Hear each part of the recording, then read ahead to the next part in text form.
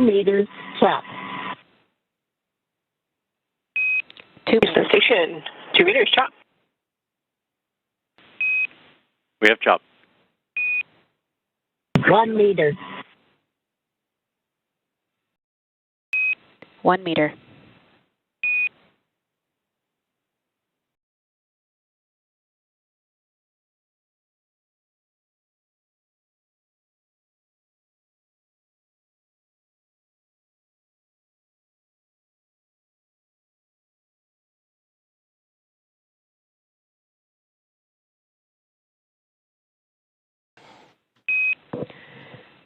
Dragon contact and soft capture complete.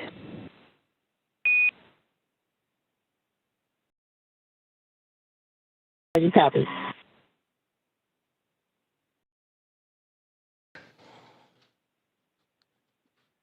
Dragon Grace and the Axiom Mission 4 crew have arrived to the International Space Station at 5:31 a.m. Central Time over the North Atlantic as the two orbiting around the Earth, connecting with the soft capture ring, and now we'll begin the ring retraction to bring the two vehicles closer together, and then the 12 hooks, the two sets of 6, will drive to form a hard nut.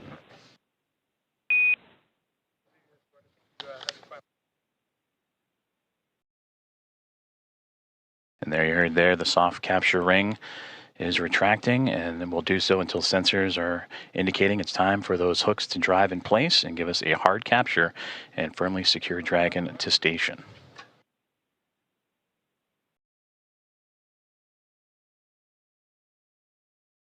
And again, Axiom Mission 4 and its commander Peggy Whitson, pilot Shubhanshu Shukla of ISRO, and mission specialist Sławosz Uznański-Wiśniewski and Tibor Kapu of ESA and Hunor have arrived to the International Space Station with contact at 5:31 a.m. Central, 6:31 a.m. Eastern, as the two were orbiting over the North Atlantic.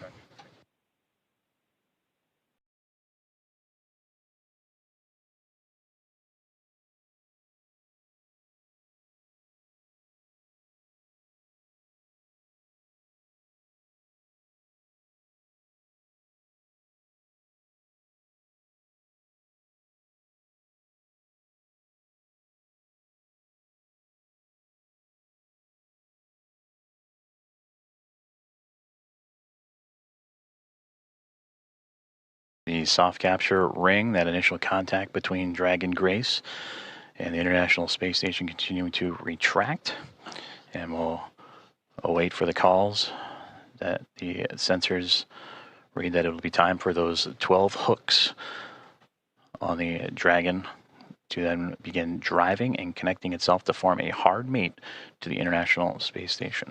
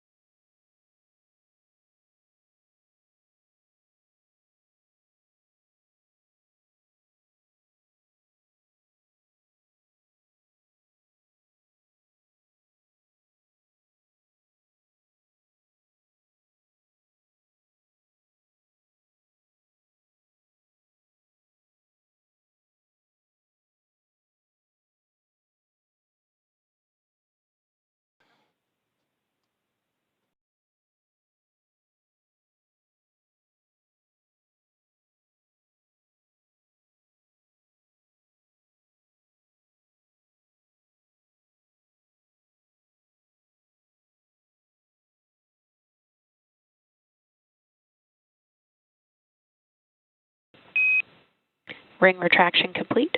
Docking sequence is holding for MCS reconfiguration.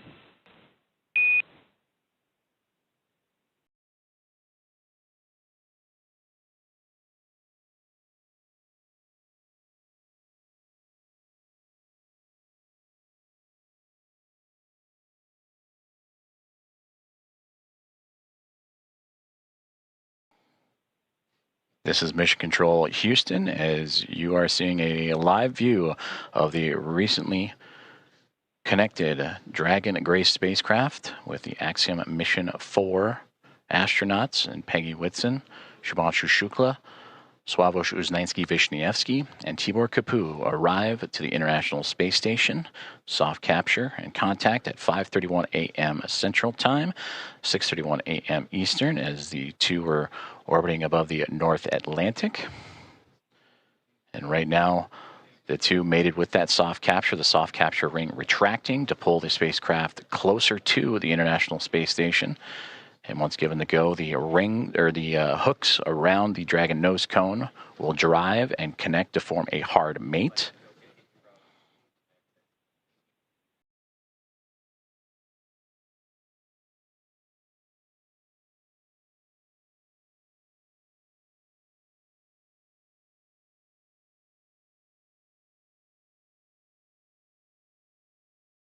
Teams on the ground in both Houston. Station Houston on the big loop. MCS configured, proceeding with hook driving. Station copies. And the great call there, that's the next step in this docking procedure, is the driving of the hooks, the 12 hooks surrounding the nose cone or the nose of the Dragon spacecraft. And we'll monitor those. They'll drive in 2 sets of 6. The first set of 6 right now, they're traveling, and we'll continue to follow along as the docking process continues on.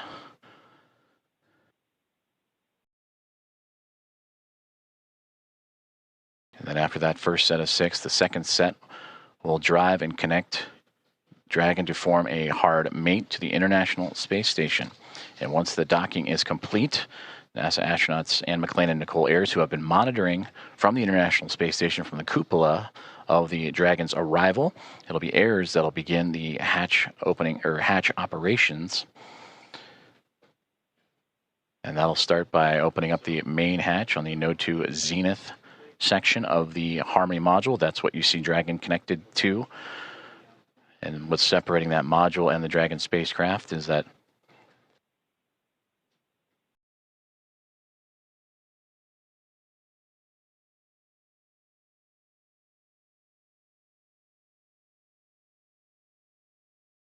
and continuing to monitor that first set of 6 hooks forming that hard mate. And once the full set of 12, Ayers will continue the docking procedures with the leak checks and then begin making its way into the pressurized mating adapter. That's what you see between the Harmony module and the Dragon spacecraft, and access into there to then what we begin pressurizing the vestibule, that small compartment between the 2 hatches. And that vestibule has been exposed to the vacuum of space prior to Dragon Grace's arrival. So the next step is to carefully reintroduce that air and pressure inside so it matches both that of the station and the Dragon spacecraft. And we just received confirmation that the first set of 6 hooks have driven and closed, and we'll now begin the second set of 6 to continue that hard mate between the Dragon spacecraft and the International Space Station.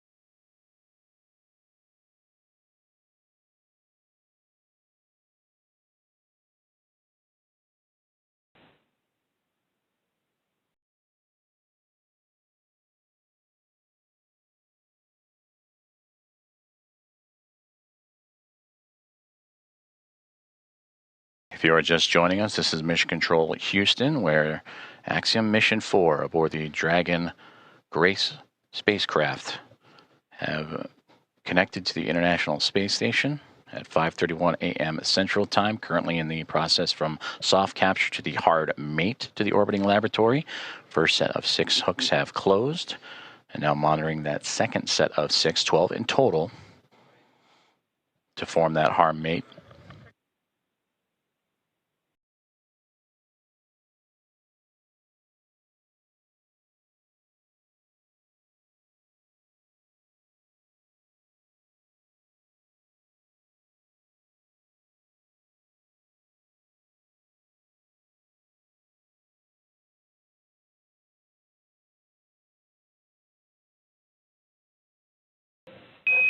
Dragon, SpaceX on the big loop, hard capture complete.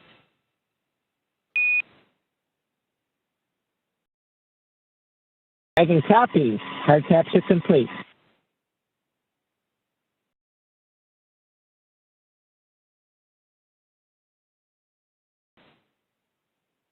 And we just heard confirmation there. All 12 hooks have closed, and that is a hard mate to the Dragon Grace spacecraft and the International Space Station, completing from soft capture to that hard mate.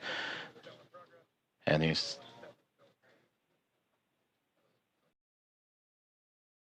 So the soft capture ring retraction in progress, and then it'll be on to establishing umbilical connections between the spacecraft and the International Space Station. That'll allow for the transfer of communications and power through those umbilicals. So we're Dragon, you see that upper portion that's mostly black against the vacuum of space, but that's the solar arrays to provide Dragon power. Once those umbilicals are connected, that power will then be provided by the International Space Station, and communications will have that hardline connection with the umbilicals as well.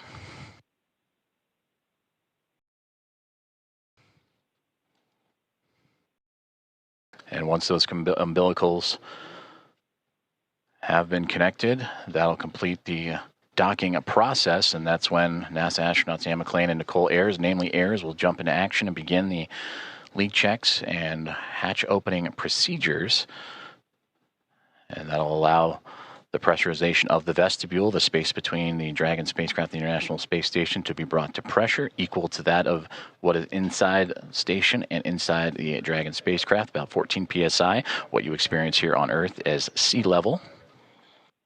And then from there, the hatch operations will continue. And the Axiom Mission 4 team will make its way on board the International Space Station with welcome remarks soon to follow.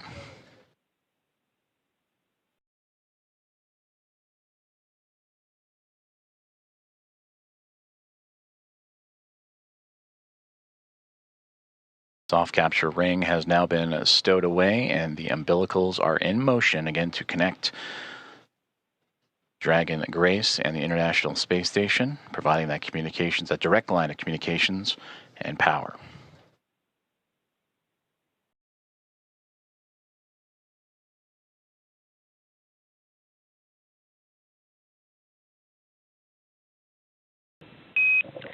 Dragon, SpaceX on the big loop, docking sequence complete. Ground will be enabling hardline power and comm connections shortly. You are go to DOS suits per procedure 4.012 and begin post-docking cabin configuration per 4.400 in parallel.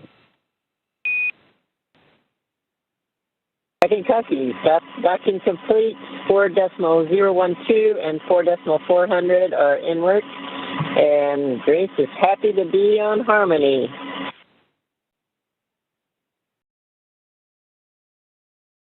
Grace Station, we are excited to welcome you. Peggy, Shug, Suave, and Tibor, we cannot wait to open the hatch and give you guys a hug. We'll see you soon.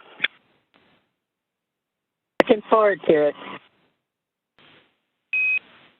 And Axiom-4 from Houston, welcome aboard the International Space Station. It's an honor to have you join our outpost of international cooperation and exploration. We are honored to be here. Thank you.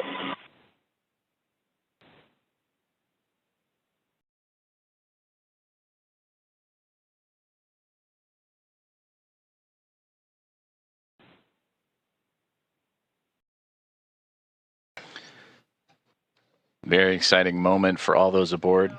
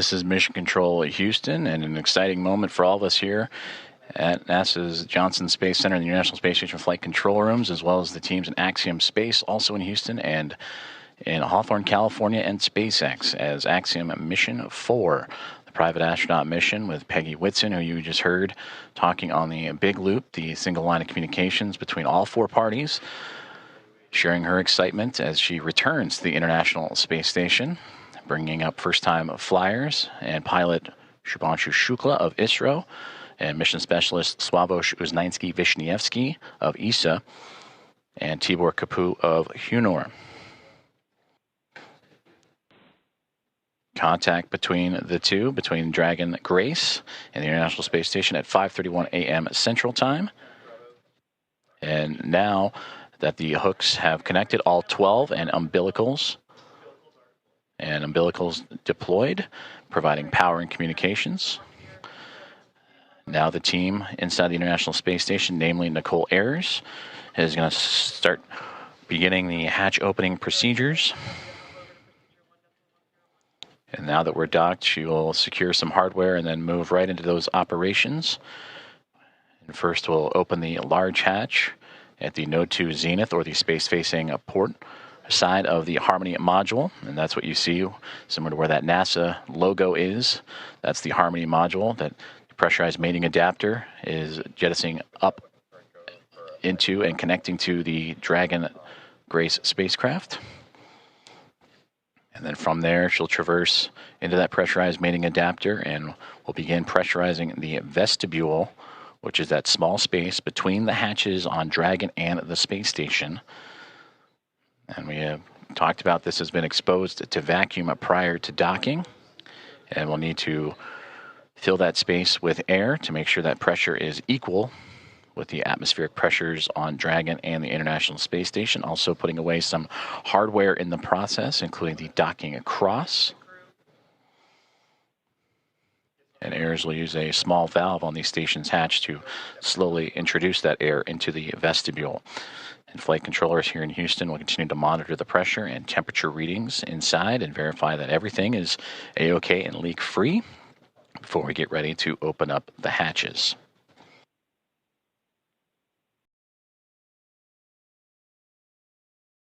From that capture moment, which again was 5:31 a.m. Central, 6:31 a.m. Eastern over the North Atlantic. It takes roughly about 2 hours to get everything pressurized and checked out before we open up the hatches and welcome in Axiom Mission 4 to the International Space Station.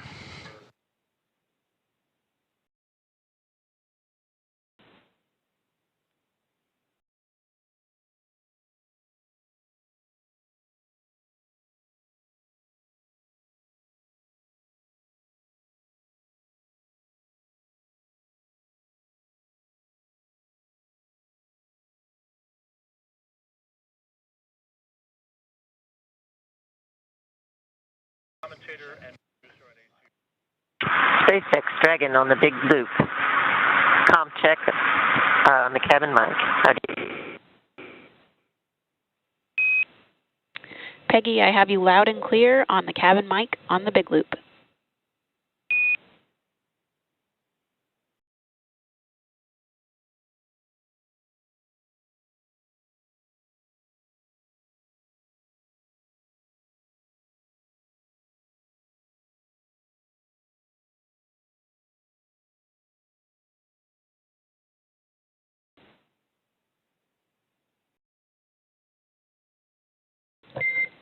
Dragon, SpaceX on Dragon Aground. That call on the cabin mic actually came over Dragon Aground.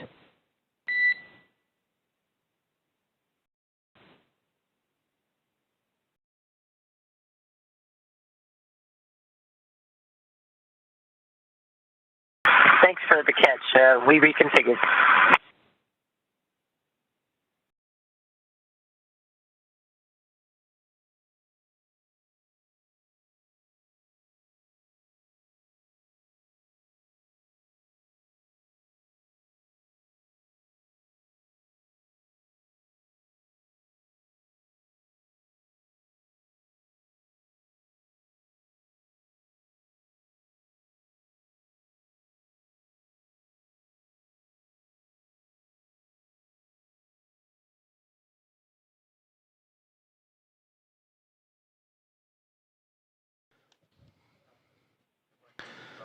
This is Mission Control Houston as we continue to follow along the progress of the contact capture and beginning of hatch opening procedures as Axiom Mission 4 has arrived to the International Space Station with contact at 5:31 a.m. Central Time.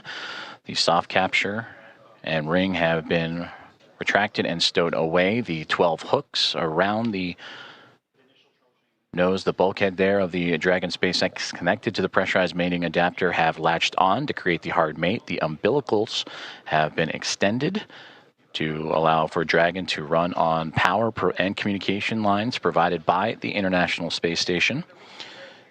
And now looking at approximately 8:35 a.m. Central Time for welcome remarks, and shortly after the Axiom Mission 4 team make their way through the hatchway and into the International Space Station.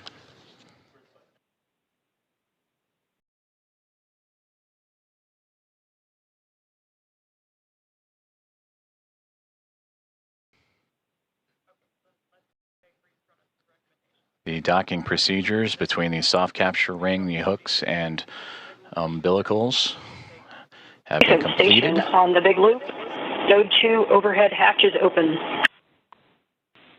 Houston copies.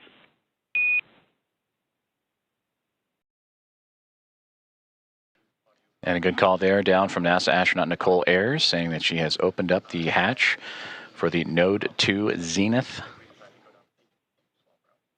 way, the space-facing side of the Harmony module, to give her access to the pressurized mating adapter. And there she will cruise in to begin work on the hatch opening procedures and pressurizing and the vestibule. Dragon Houston on the big loop. We are troubleshooting the big loop audio comm issues from earlier, and the action we're about to take will take down big loop comm between ISS and the Axiom crew for about 5 minutes. We may require additional comm checks after.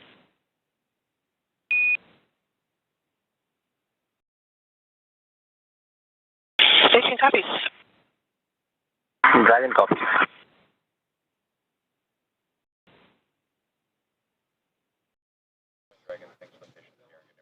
Communications there on the big loop between the teams here in Houston and up to the International Space Station as they troubleshoot some communications, and the big loop that you have been hearing that have connected everyone here inside of Mission Control Houston and the International Space Station Flight Control Room, those aboard the space station and inside the SpaceX Dragon Grace spacecraft, and the teams in Hawthorne, California, those 4 parties, that's the big loop. They will troubleshoot those communications for about 5 minutes and then recheck. But you heard just prior to that NASA astronauts Anne McLean and Nicole Ayers have begun the hatch opening procedures, in which the large hatch at the Node 2 Zenith, that's the space-facing side of the Harmony module, has been opened, and that will allow for them to begin the hatch opening procedures and pressurize the vestibule, which is what, in addition to the comms checks, we will monitor, as Ayers will use a small valve on the station's hatch to slowly introduce air into the vestibule. That's the gap between the Dragon spacecraft and the International Space Station that has been exposed to vacuum. And from there, they will match the pressure, the atmosphere inside both station and Dragon.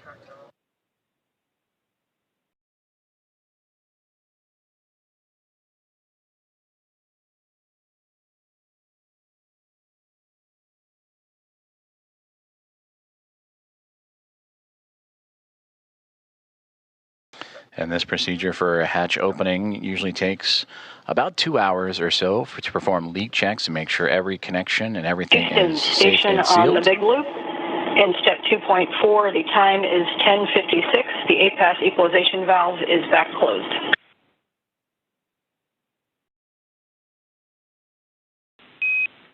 Houston copies. That's a good config. Expect at least 15 minutes before we continue.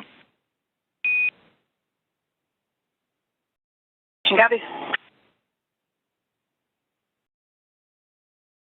And that communication between the International Space Station and the International Space Station Flight Control Room, and you heard the word APAS hatch. That is the hatch, again, that they will be operating and looking to open up from the space station side. But in doing so, they will need to pressurize, as we've been talking about, the vestibule, and then allow for the atmospheres to match between the Dragon Grace spacecraft and Axiom Mission 4 crew, the vestibule itself, and the International Space Station all equal throughout to allow for the parties to pass through for the hatch opening and eventual welcome remarks. The contact for Axiom Mission 4 to the International Space Station about a half an hour ago at 5:31 a.m. Central, 6:31 a.m. Eastern. And as they continue to configure the hatch opening procedures for NASA astronaut Anne McClain and Nicole Ayers, between the two of them, we'll continue to work those procedures and we'll hear those communications throughout in anticipation of Axiom Mission 4 and Commander Peggy Whitson making her return to the International Space Station, her 5th flight, second as a member of Axiom Space and the commander of Axiom Mission 4, and her previous 3 as a NASA astronaut, servicing key missions to the International Space Station. And a big part of the coming up in November 25 years of continuous operations and humans on board the orbiting laboratory. And there she will welcome also first-time flyers and pilot Shubhanshu Shukla of ISRO, Sławomir Uznański-Wiśniewski of ESA, and Tibor Kapu of Hunor for Shukla, Uznański-Wiśniewski, and Kapu, representing India, Poland, and Hungary. This will be those nations' first time visiting the orbiting laboratory.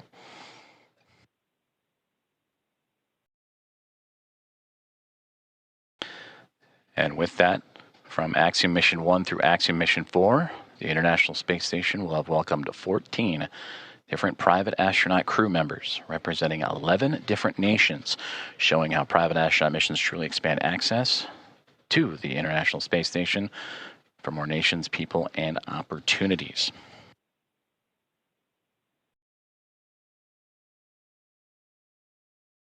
And on your screen, you see the clock counting upwards at the bottom, the T+, that is 1 day, 4 hours, 28 minutes, and now SpaceX Dragon.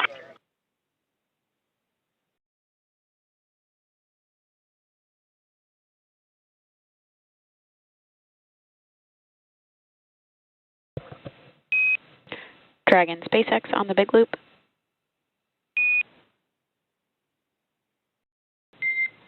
Dragon SpaceX ComCheck on Dragon to ground.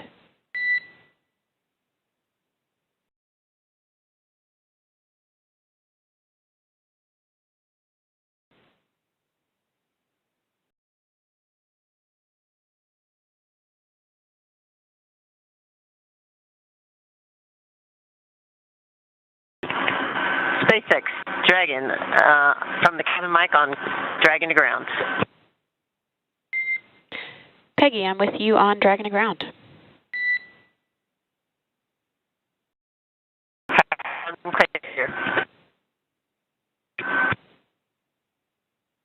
Did you call for me, or did I misunderstand? I was returning your call. Okay, stand by for inventory. Copy, standing by.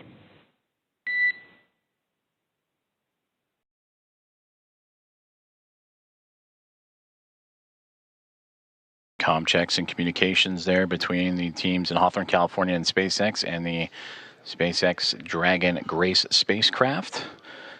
As we heard earlier that they were troubleshooting some communications and looking to bring back on the big loop that connects the teams on the ground in SpaceX and NASA, as well as the teams in the International Space Station and the Dragon spacecraft itself.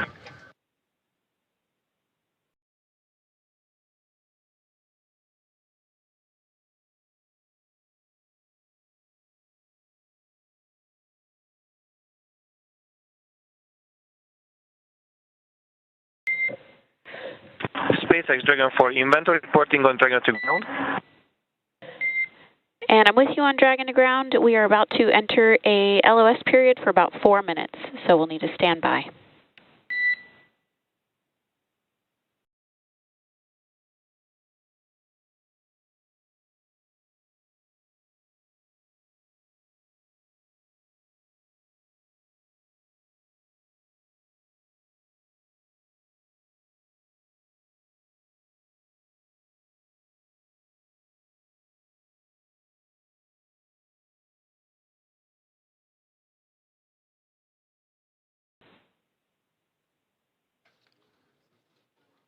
communications between SpaceX and the crew aboard the SpaceX Dragon and Grace spacecraft, saying they are upcoming on a period of LOS, or loss of signal, that's anticipated as the International Space Station and the spacecraft orbiting around the Earth and transfer of satellite signals. Right now they are making their way over the southern Indian Ocean and about to head into a period of orbital nighttime, as we will get back views as soon as we have them.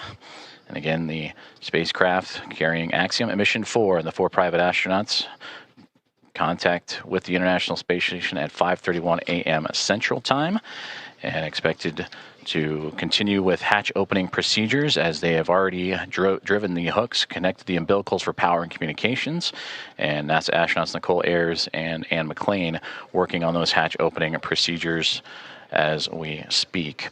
And that will allow the crew to make its way from Dragon into the International Space Station, going from a crew of 7 aboard the orbiting laboratory to a crew of 11. And that'll be followed by welcome remarks at approximately 8:35 a.m. Central Time, 9:35 a.m. Eastern Time. Certainly an exciting moment for all of us here in Mission Control, but we want to check back in with our team over in Hawthorne, as Axiom Mission 4 has arrived to the International Space Station.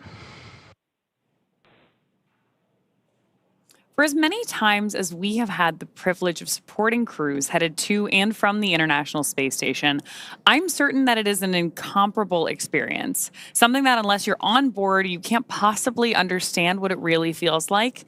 Paul, and I'm confident that you and I cannot do it justice even attempting to tell everyone joining us today about it. So instead, we have invited Axiom Space. I can copy. No hold at waypoint 2 and good rating extension.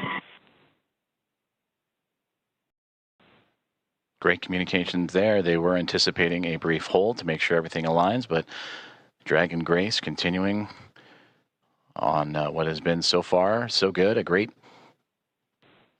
rendezvous with the International Space Station. They will proceed to continue past waypoint 2. Will make its way from Dragon into the also heard in the communications going with crew of NASA astronaut Nicole Ayers, the station, to a crew of 11. And that'll be followed by welcome remarks at approximately 8:35 a.m. Central Time.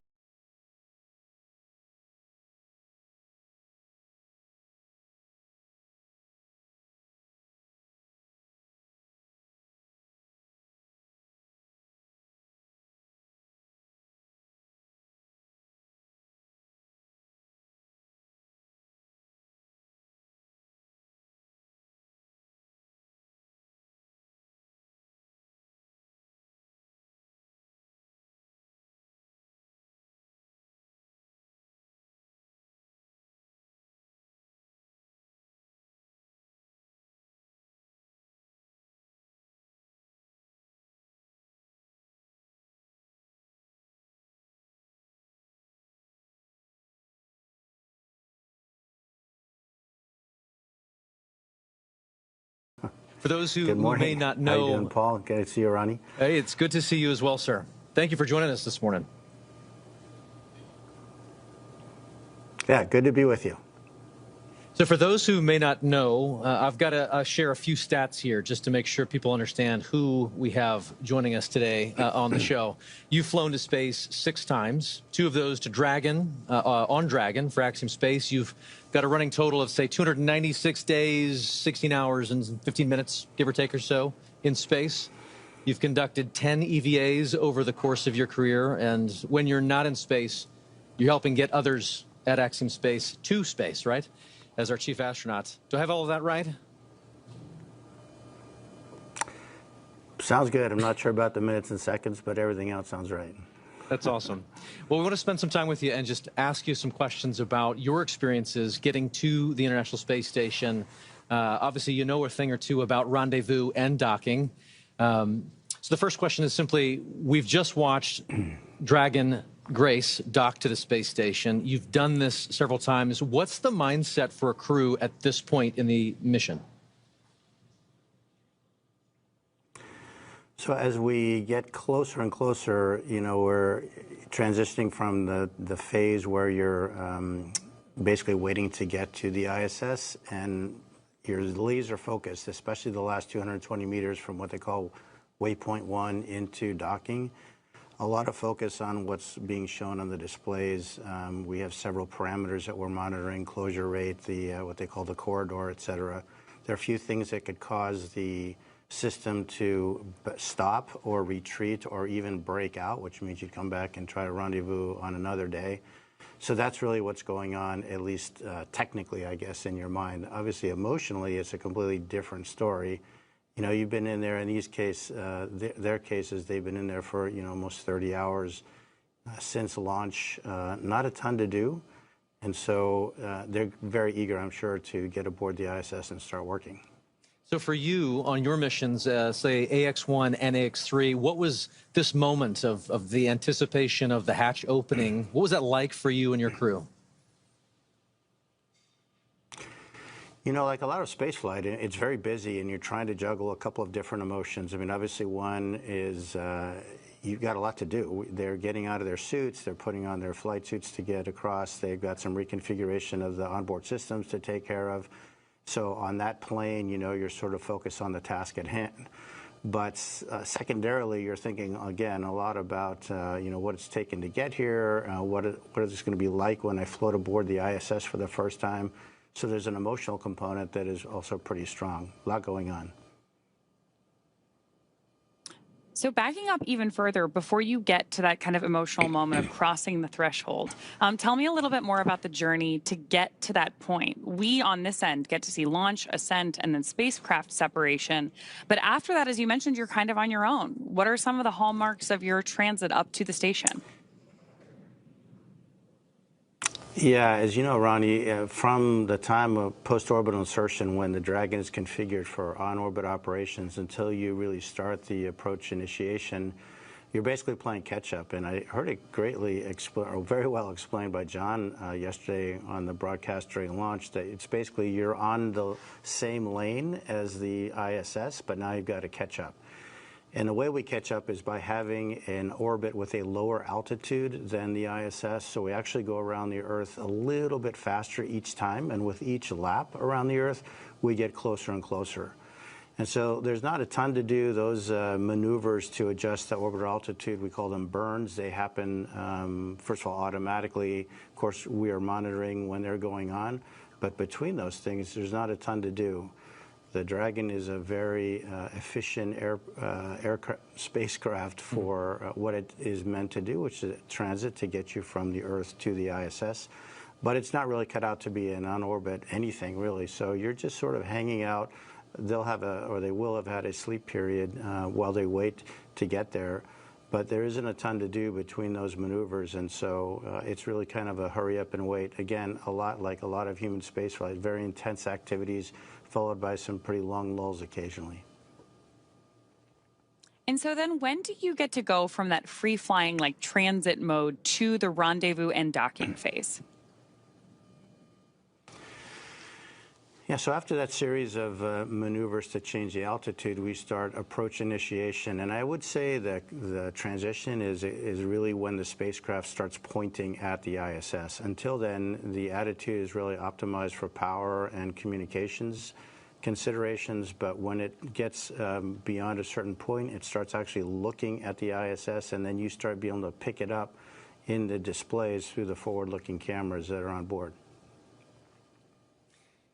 LA, you've described the moment of getting into microgravity as you've transitioned into another plane, another world, another moment. Can you share a little bit of that thought, that mindset, as you transition from, obviously, the acceleration of launch into microgravity and being in that other world? I'd love to hear your perspective on that transition.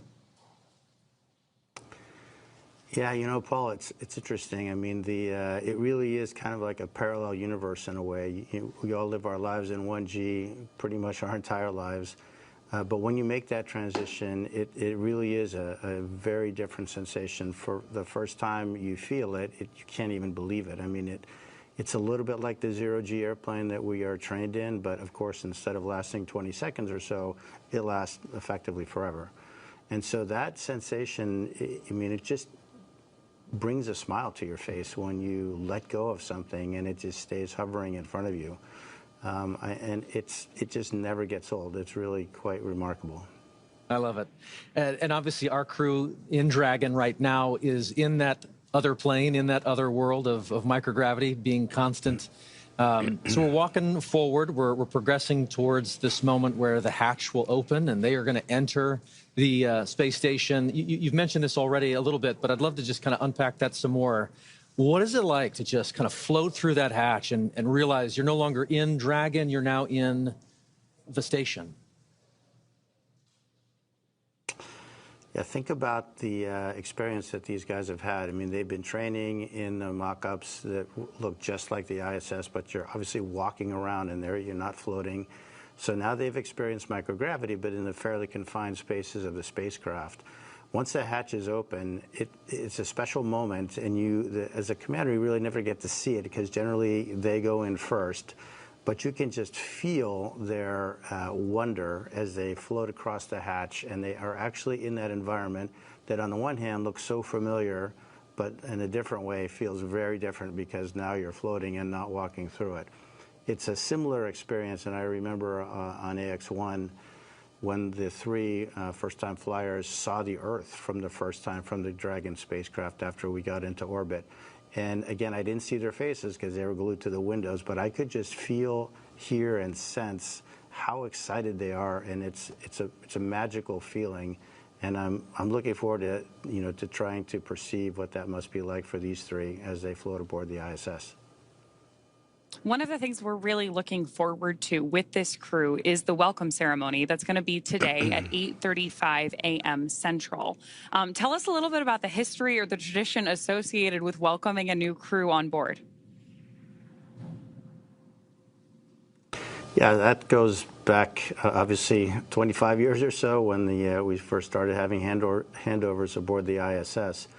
But recently what we've done is added a pinning ceremony to that, and that is where Peggy, as a commander, will provide astronaut pins to the three new flyers, Shukla, and Tibor. And those pins will have a number associated with them, which is the number of orbital astronaut they are. So they will be the 634th, 35th, and 36th humans to have orbited the Earth in the history of humanity. So when you think about it, it's a pretty small number considering humans have been around quite a while. But it's pretty nice, and of course, to be greeted by the onboard crew, all 7 of them, lots of hugs, lots of different languages being spoken, and a lot of smiles. And so then after you have this great welcome moment, sharing all of that across different cultures, different teams, how quickly do you transition then to working together on station? Pretty quickly. You really have to hit the ground running. There are a few safety things that we go through with the ISS commander where they'll tell us some things that, of course, they have learned in the mock-ups again, but now this is for real. These are where things are located. This is what we expect you to do if this or that goes wrong. And then really it's off to work. We start transferring a lot of cargo out of the ISS. Most of that will be to support various scientific experiments that we're bringing on board. And then our lives get ruled by what we call the Optimus Viewer, which is basically a moving map of your schedule from the time you wake up to the time you go to bed. And it's pretty hectic. You've got, in this case, 14 days to get a lot of stuff done. Every detail is pre-programmed by the teams on the ground working with NASA. And we really have an effort to try to maintain that pace. Obviously, it takes a bit of time to get accustomed to floating around. Even though they've been in zero-G for over a day, they haven't been in zero-G in such a big open space. And so moving around, you've heard the term or the phrase slow is smooth and smooth is fast. They definitely will be practicing that. So there's a little bit of time for adaptation. There's quite a bit of time with the safety briefings that I mentioned. But after that, it's looking at Optimus Viewer and really getting started. LA, you've just mentioned that schedule is full and you jump right on into it, trying to stay ahead of that red line in that Optimus map you mentioned. But I'm curious, just looking back at AX-3, your previous mission, what were some of the highlights for you personally on board the space station? We've learned a lot since AX1 and the progression through AX3, and I think one of the things we learned is that we really need to focus the commander's time on being available to the other crew members. So I would say one of the most gratifying things is giving them the time and space to sort of inhale, exhale, think about what they're doing, and take their time, because really the planners have done a great job fitting all of these activities into these 14 days, and there is enough time to do it. It doesn't do anybody good to get flustered and upset. You just go one step at a time, and then letting them have a little bit of time to look out that window, because that is a view that is spectacular and unforgettable. I think my advice to the crew would be, you have a huge responsibility. Your families, your colleagues, your space agencies, your nations are really counting on you, but at the same time, try to enjoy it. Try to really soak this in. This is generally a once-in-a-lifetime opportunity.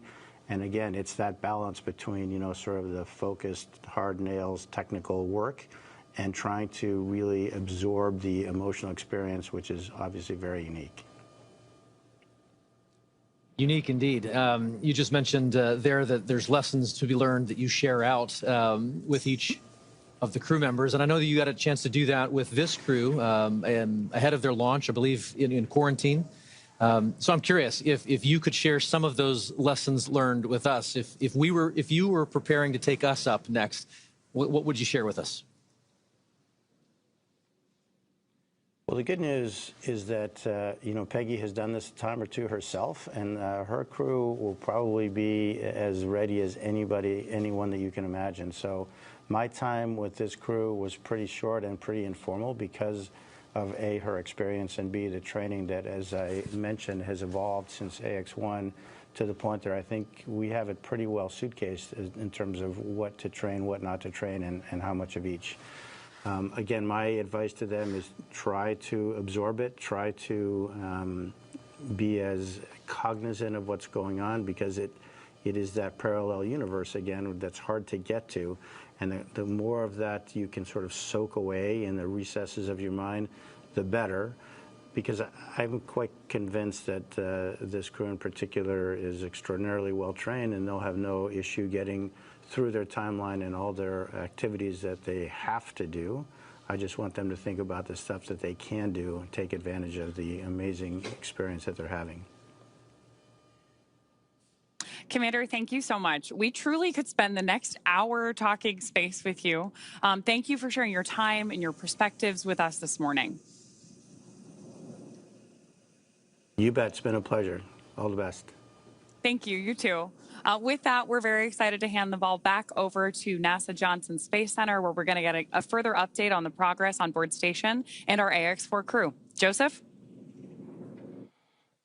Thank you very much, Ronnie and Paul. We appreciate it, and great interview there with Michael Lopez Alegria.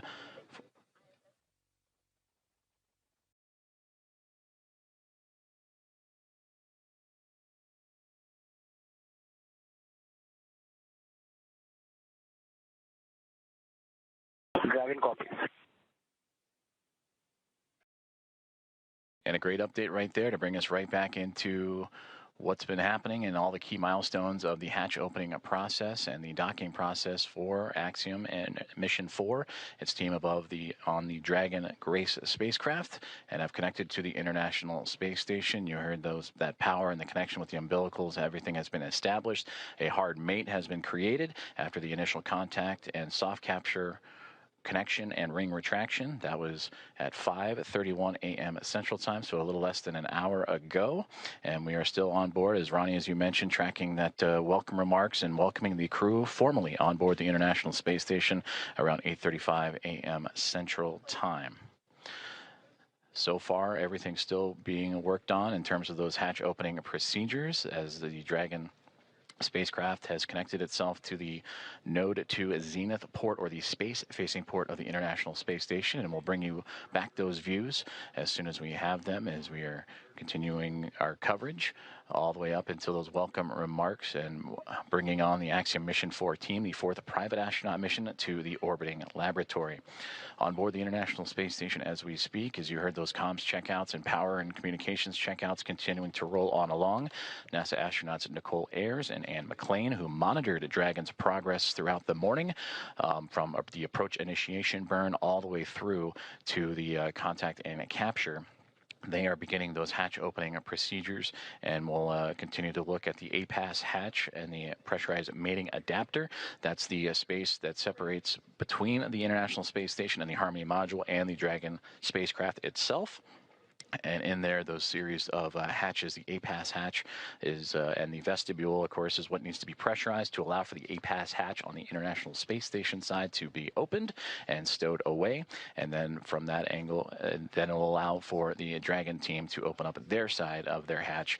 And once the pressure is equal between Dragon, the vestibule, and the International Space Station, that'll allow for the crew to come on board the orbiting laboratory and bring the crew, the Expedition 73 crew, which right now is a crew of 7, and welcome in their guests, Axiom Mission 4, and bring up the total to 11.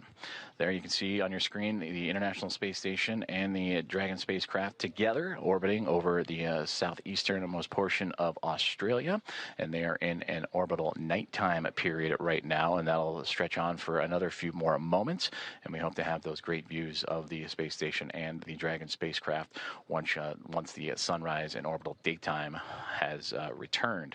And again, tracking an 8:35 a.m. Central Time welcome remark, and shortly before then, you'll see the crew, and we'll have all that coverage and views of the Axiom Mission 4 team making its way into the orbiting laboratory.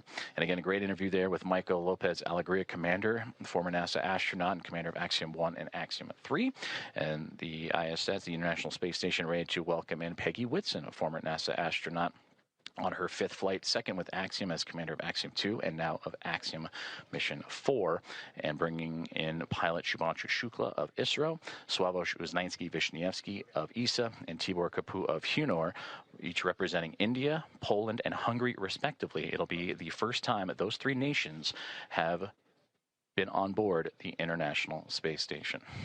And that'll bring 14 different private astronaut crew members representing 11 different nations to the orbiting lab, showcasing the strength of private astronaut missions and how it expands access to the International Space Station and low Earth orbit for more nations, people, and opportunities. So we continue to follow along with the hatch opening procedures that Nicole Ayers and Anne McLean of NASA each working diligently through, and we'll continue to provide updates as they arrive. During that interview, we did hear that there was some troubleshooting that they were working on the big loop that has since been resolved. So we should hear communications on that big loop that connects both the Dragon spacecraft, the International Space Station, and the teams on the ground here inside of Mission Control Houston and the International Space Station Flight Control Room at NASA's Johnson Space Center, and well, the teams in Hawthorne, California, and the Mission Control Room at SpaceX.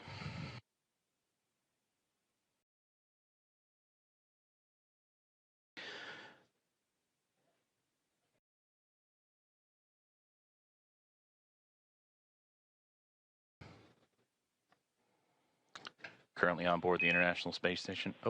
Station Houston on the big loop for PMA.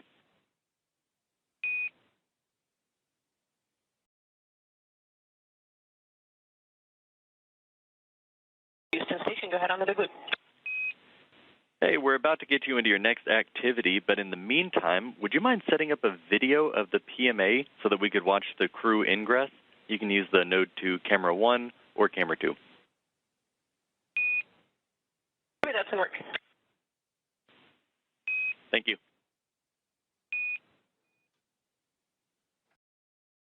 Communications from the ground here in Mission Control Houston up to the International Space Station, that PMA, pressurized mating adapter, and that is where NASA astronaut Nicole Ayers is currently operating in the hatch opening procedures, and they're asking to set up a camera so we can get live views in and witness the Axiom Mission 4 crew as they ingress or enter the International Space Station. So we will keep an eye out for those views coming from that pressurized mating adapter just inside the Zenith, Node 2 Zenith port of the International Space Station, that space-facing port. Before those communications, I'm going to say aboard the International Space Station as we speak, the 7 members of the Expedition 73 crew, featuring Anne McLean and Nicole Ayers, who are prime characters in today's docking operations, joined by Takuya Onishi of JAXA and Kirill Peskov, alongside NASA astronaut Johnny Kim, Sergei Ryzhikov, and Alexei Zubritsky.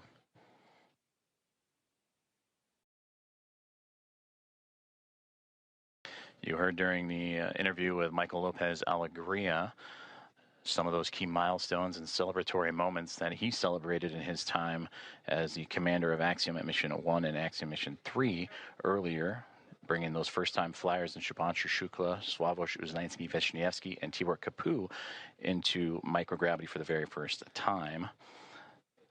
The International Space Station also featuring first-time flyers Nicole Ayers and Kirill Peskov, alongside with Johnny Kim and Alexei Zubritsky. For Ayers and Peskov, they recently just celebrated their 100th day in orbit this past Monday. You actually have both Node 2 cameras on. You guys are welcome aboard. Fantastic. Those are great views. Thank you.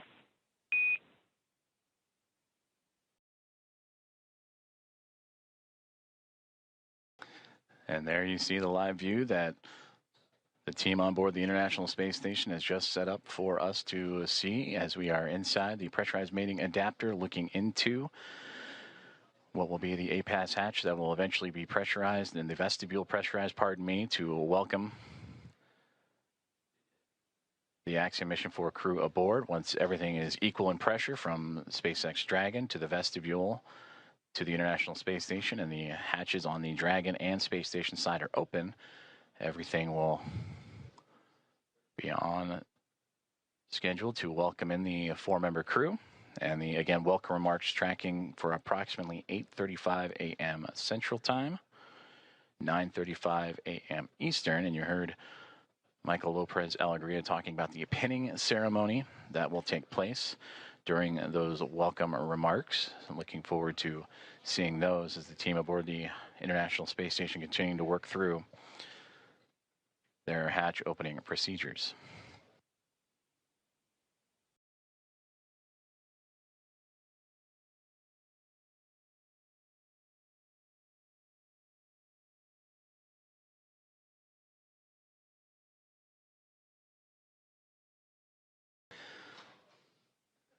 Since launching from Launch Complex 39A and NASA's Kennedy Space Center yesterday morning at 1:31 a.m. Central, 2:31 a.m. Eastern, the Axiom Mission 4 crew above the newly named Dragon SpaceX Grace spacecraft have tracked down the International Space Station through a stair-stepping procedure of multiple burns that occurred from just moments or a few moments after launch up until the early morning hours today, to allow them to catch up to the orbiting laboratory and set up for the final approach and docking, and that contact with the orbiting laboratory at 5:31 a.m. Central Time.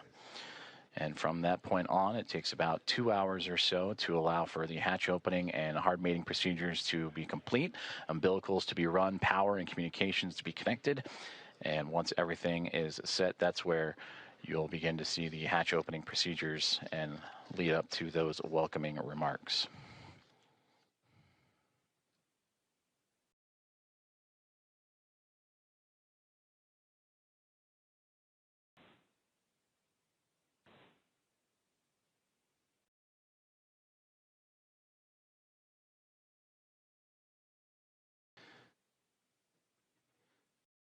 As you're following along with us as we continue to wait for views of the International Space Station and the Dragon spacecraft as they are in an orbital nighttime period, making their way across the Pacific Ocean and approaching the equator, almost right in the middle of the Pacific Ocean. We'll get those views back from the exterior cameras. And the astronauts on board the International Space Station continuing to configure the cameras for views inside the orbiting lab.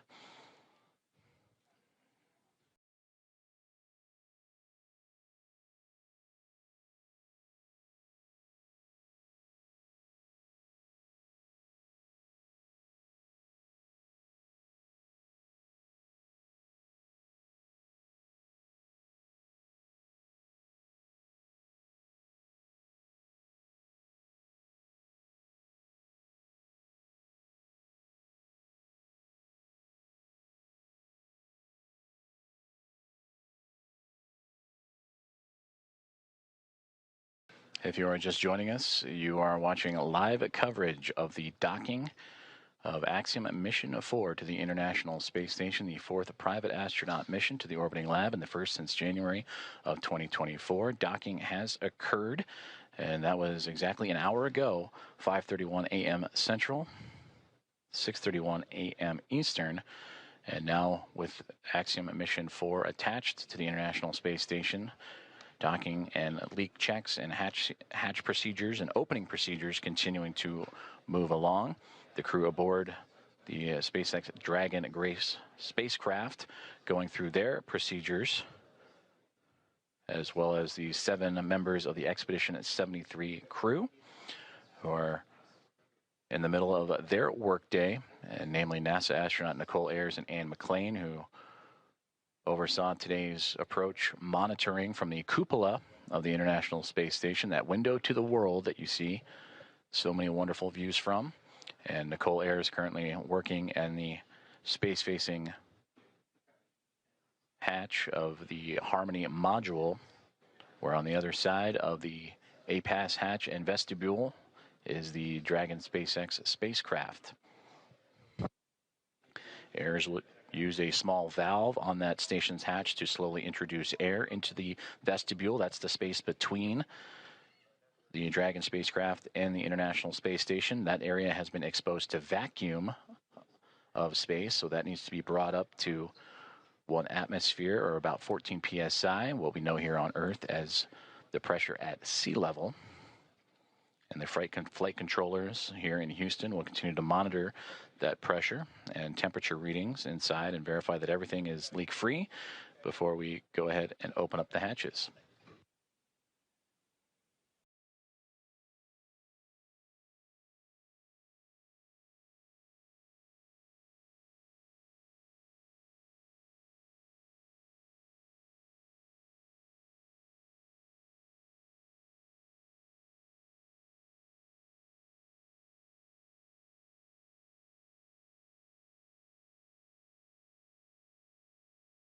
Just received communications from the team here inside the International Space Station Flight Control Room that the vestibule leak check has been successful, and it is good. So they will continue to move forward with the hatch opening procedures.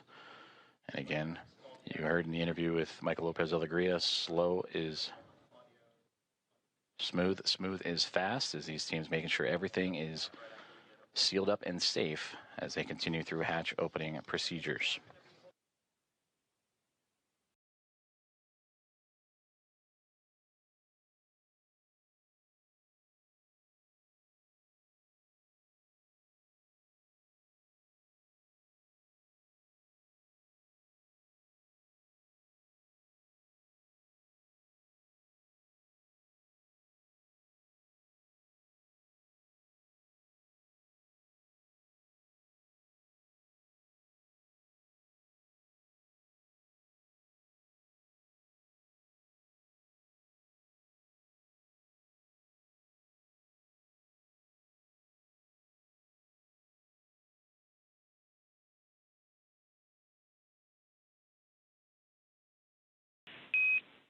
Station Houston on the Big Loop.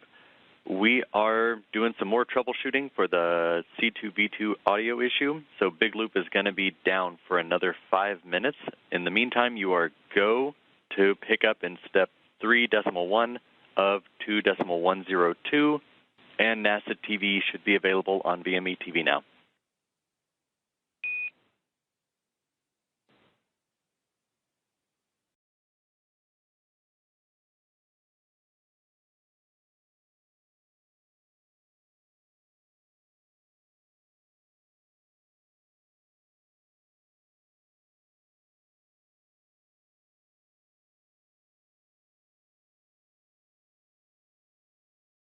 There you heard communications radioed up to the crew aboard the International Space Station on the Big Loop that they are continuing with the troubleshooting of that communications as we are looking live up towards that node to zenith hatch in the Harmony module, and you see several members of the Expedition 73 crew in and out of the field of view. That is Nicole Ayers going into the pressurized mating adapter and continuing hatch opening procedures, and she is wearing the long-sleeved navy polo. And the red polo that just flew by, that is Expedition 73 Commander Takuya Onishi. We've also seen glimpses of Anne McClain in the field of view, as well as certainly everybody aboard the International Space Station anxious and excited to welcome Axiom Mission 4 with Commander Peggy Whitson, pilot Shubhanshu Shukla, Mission Specialist Sławomir Uznański-Wiśniewski, and Mission Specialist Tibor Kapu aboard the orbiting laboratory.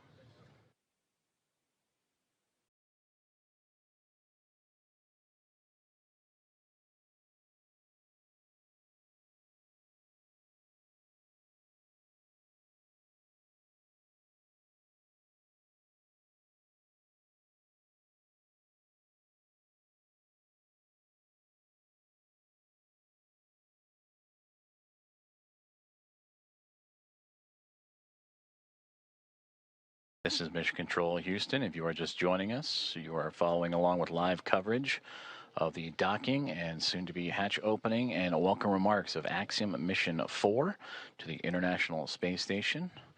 The mission began with the launch off of Launch Complex 39A and NASA's Kennedy Space Center yesterday morning at 1:31 a.m. Central, 2:31 a.m. Eastern. That took them on a journey that was a little more than a day to get them to the orbiting lab. They have since docked, and contact was at 5:31 a.m. Central Time. And after the connections made, the hooks driving to form the hard mate, umbilicals with power and communications connections all run. Now it is those hatch opening procedures and leak checks that the crew is currently working through aboard the International Space Station, while the crew aboard Station the on 2 for step 3.2, seeing about 0 for the DBTT, looking for your go to continue.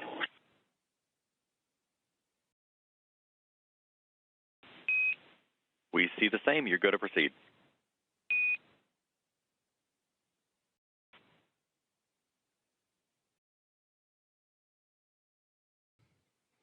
And continued communications as Nicole Ayers once again floating into that pressurized mating adapter and continuing those hatch opening procedures to welcome Axiom Mission 4.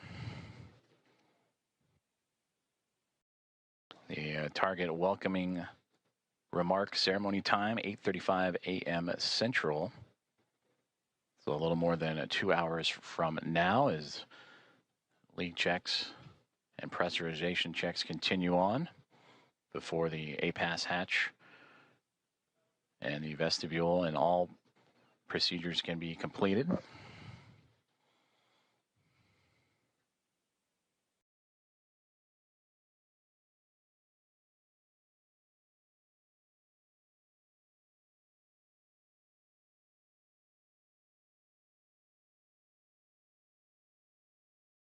And a great view of some of those procedures is Nicole Ayers. Again, you can see her with that right hand turning the crank and working on that hatch to continue those procedures.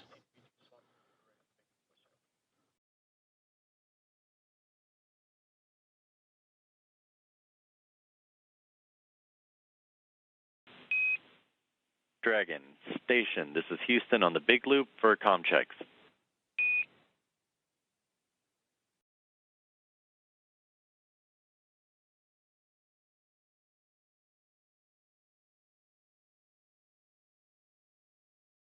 Dragon has you loud and clear.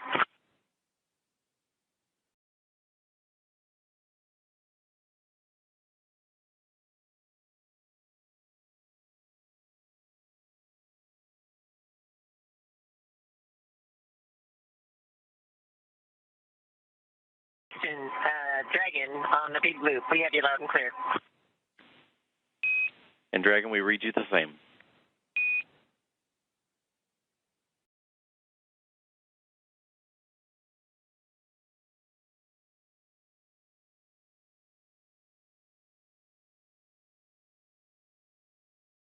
Great communications checks there as the teams on the ground continuing to work on those communications between the International Space Station and the ground, as well as the teams here in Mission Control Houston and Dragon, as we are watching live inside of the International Space Station up into the Node 2 Zenith hatchway as NASA astronaut Nicole Ayers continuing with her hatch opening procedures.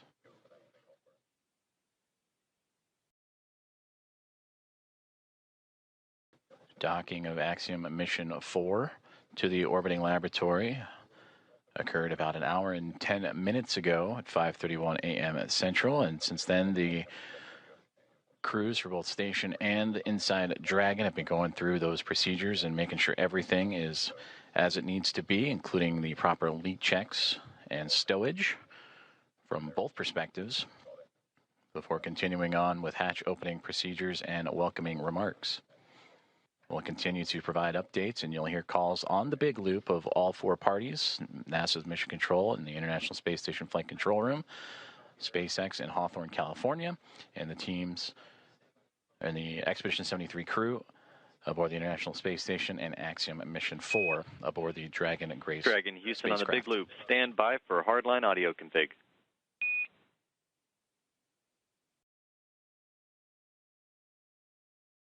Okay, copies.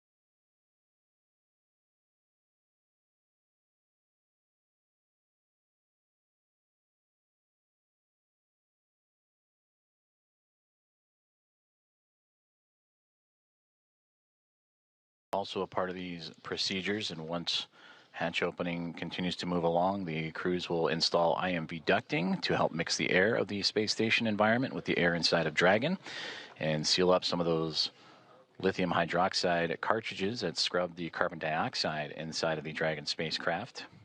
And that was on their ride to the International Space Station. They'll also check some vent valves as we go, and maybe need a little bit more time on board, but these last final checks are crucial to make sure everything is good to go, since it will remain docked to the International Space Station for nearly 2 weeks.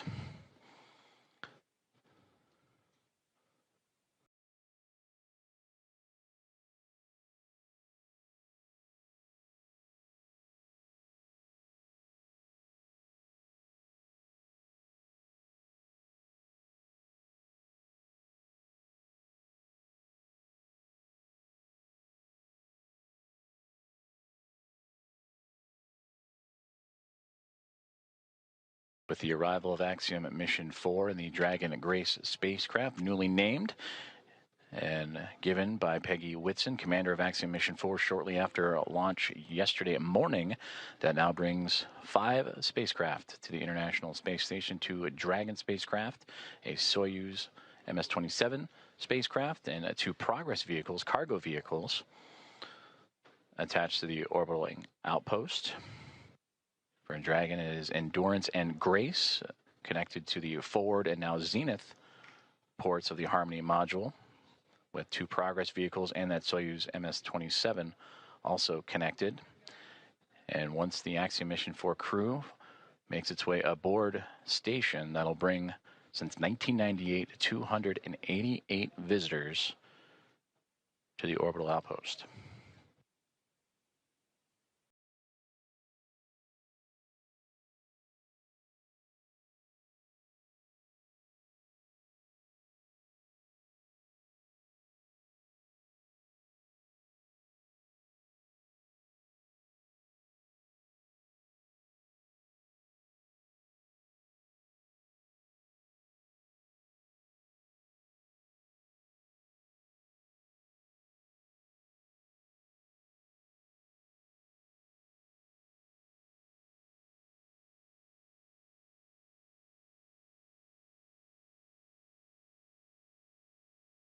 Nicole Ayers, NASA astronaut, has returned to inside the pressurized mating adapter and working on the APAS hatch and hatch opening procedures as we continue to get great Dragon views from Houston inside on the the big loop. International Space Com Station. check. Hardline audio configuration complete, and we have resolved the audio issues on C2B2. That sounds great, because we have you loud and clear. We read you the same.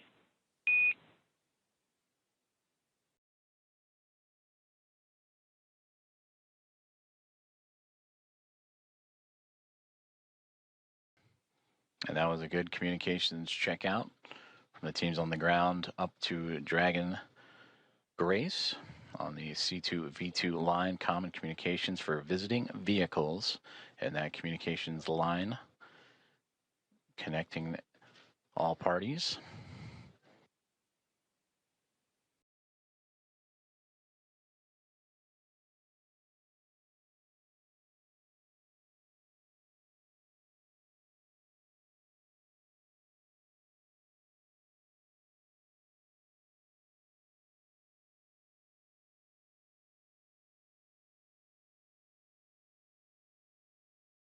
As we continue to work through hatch opening procedures, and again targeting approximately 8:35 a.m. Central Time for welcoming remarks as the International Space Station and Expedition 73 crew bring in and welcome aboard Axiom Mission 4.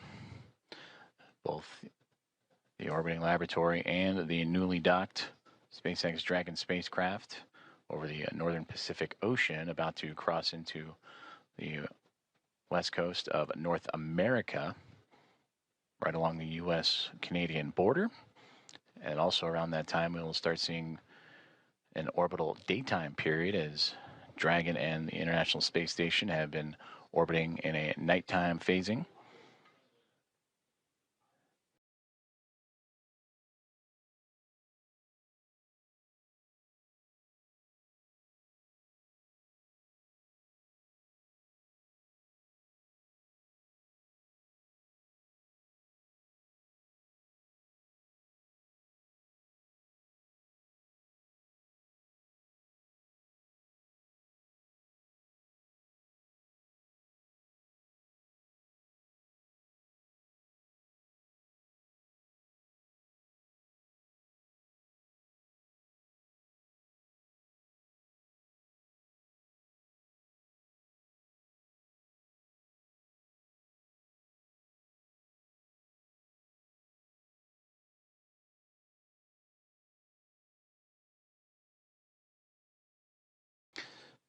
Currently experiencing a satellite handover period, and we'll continue to bring you the live views from the International Space Station, both inside or exterior. Once communications is established, which should be here in the next few moments. Until then, you can see on this map where exactly we're talking about, where the station and Dragon orbiting over the Pacific Ocean and about to cross over North America and over the northernmost territories of Canada.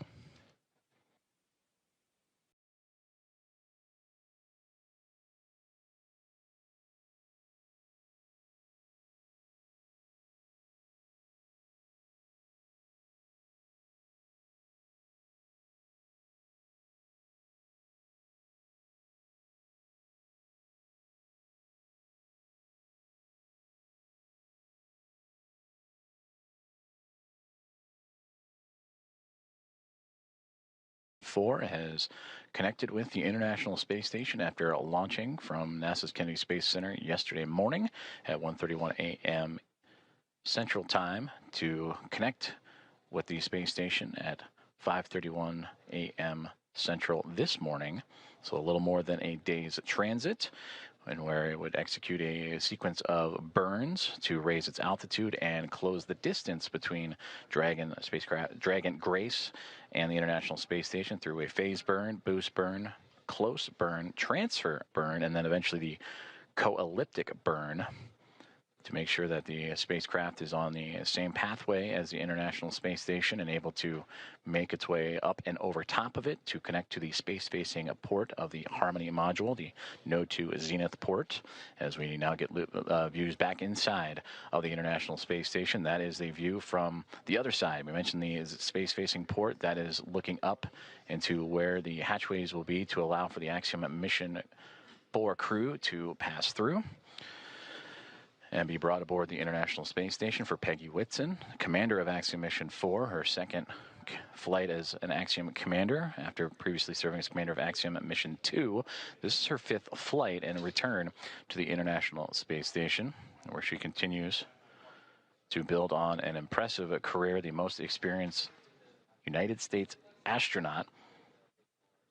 Entered the mission with 675 days to her credit, and will certainly add to that record-setting total in her time aboard the orbiting laboratory, and bringing up pilot Shubhanshu Shukla of ISRO, Sławomir Uznański-Wiśniewski of Polsa, and Tibor Kapu of Hunor.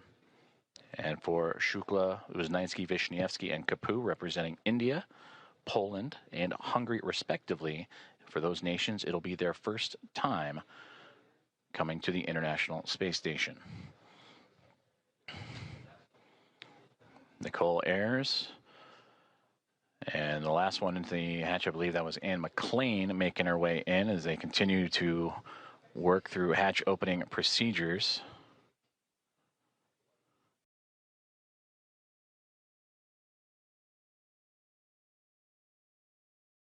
In the middle there, that is Expedition 73 Commander Takuya Onishi of JAXA.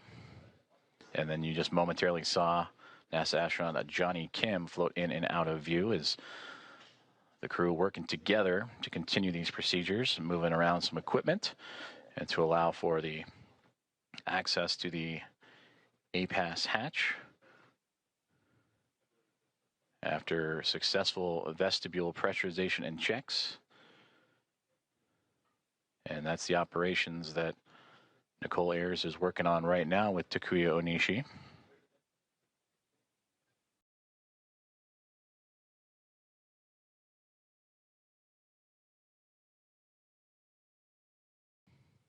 And Johnny Kim with camera in hand to document these procedures.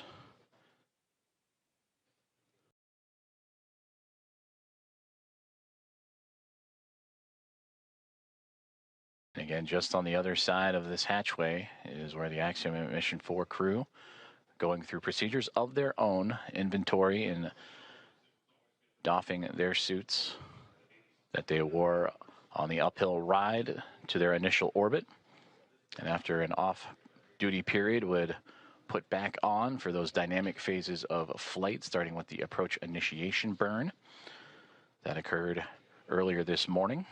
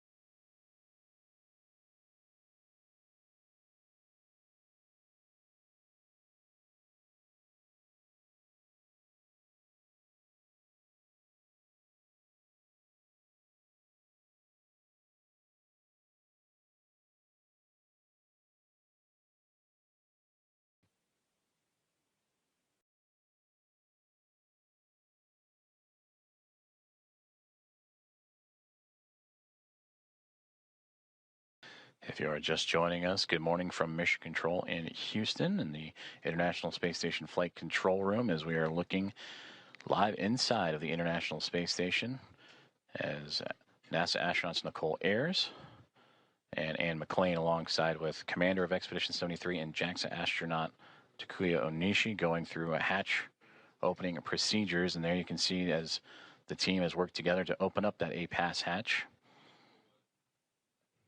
and continue on with those procedures to welcome aboard eventually the Axiom Mission 4 crew with the welcome remarks. Currently still targeting. The big loop, the APAS hatch is open and no condensation observed on the field. Houston copies. Looks great. Thank you.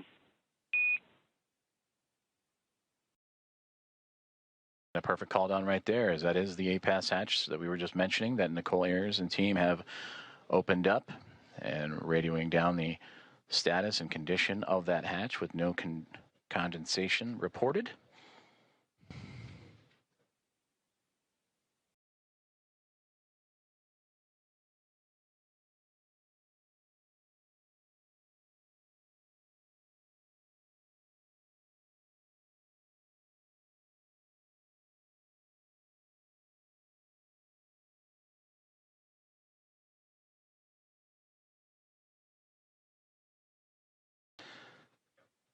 And as Nicole Ayers continues to work on that hatch, you'll also see that hatch be covered up to give an extra level of safety to allow for the Axiom Mission 4 team to pass smoothly without having to worry about any additional hazards as they pass through the vestibule and pressurized mating adapter and eventually into the Harmony module of the International Space Station.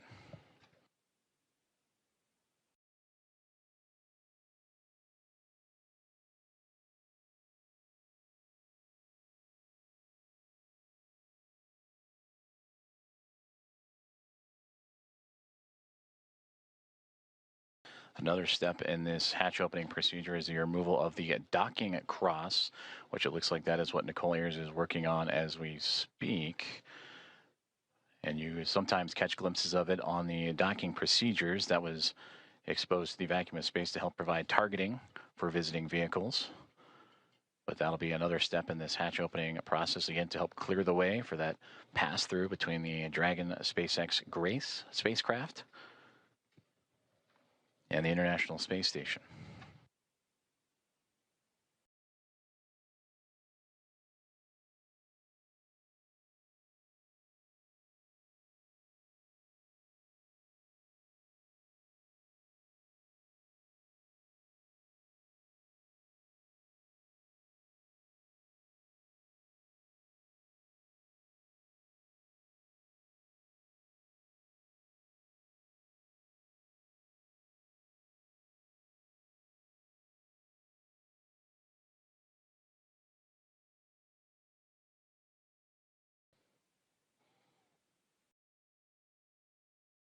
Hatch opening procedures continuing to move along for the teams aboard the International Space Station and Axiom Mission 4 as we draw closer and closer to the anticipated hatch opening and eventual welcome remarks.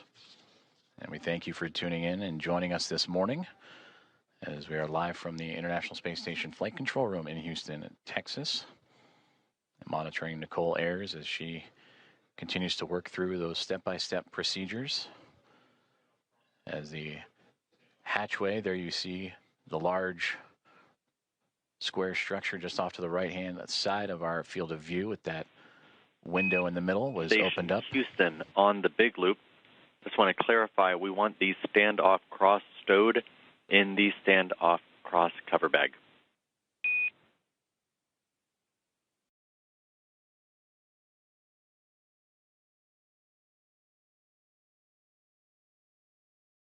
Station copies.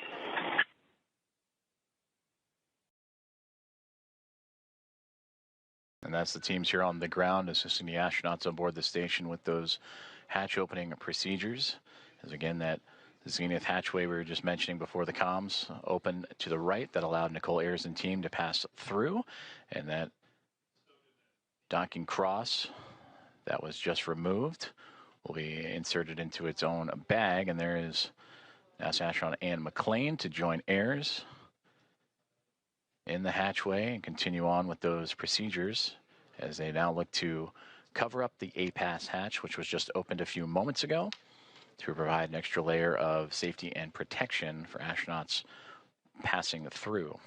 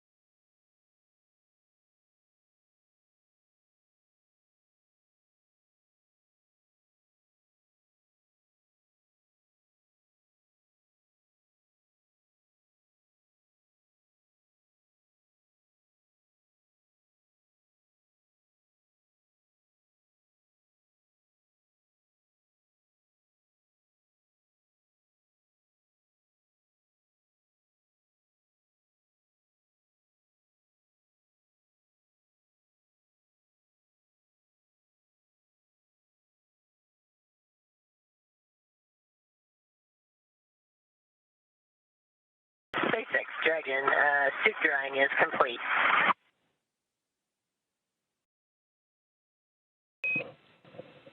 And Dragon, we copy on the big loop, suit drying complete.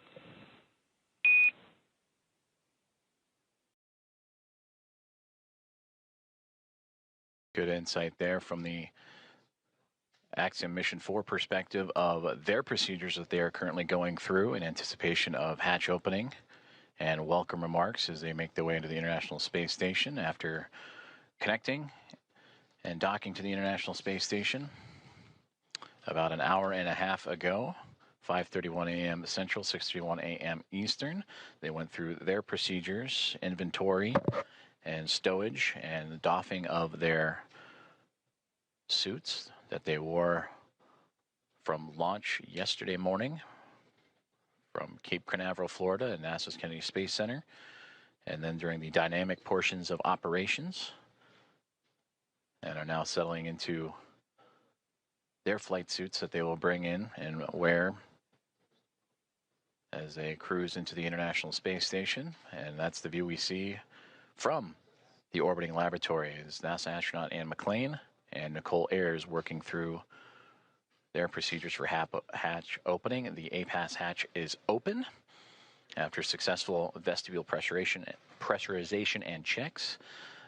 They are now covering up that APAS hatch. SpaceX Dragon in step 5 of 2.102. We're waiting your go for hatch open. Dragon, SpaceX copies on the big loop. You are standing by for hatch opening. We are waiting for hardline connections to be complete. I'll call back with a go. Okay, thanks. Sorry to rush you.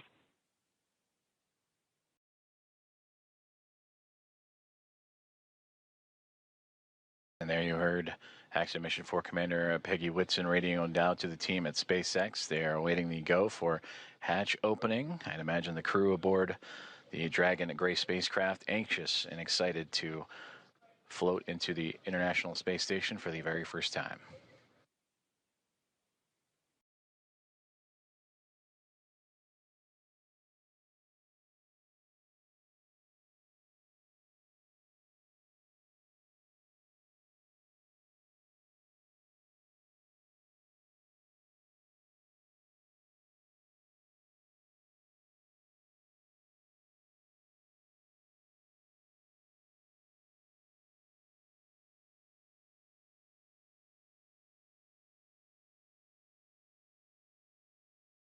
And you just saw that orange ductwork or hose-like piece of equipment that Anne McClain and Nicole Ayers were just operating with. That's a part of helping mix the air between the International Space Station and the Dragon spacecraft.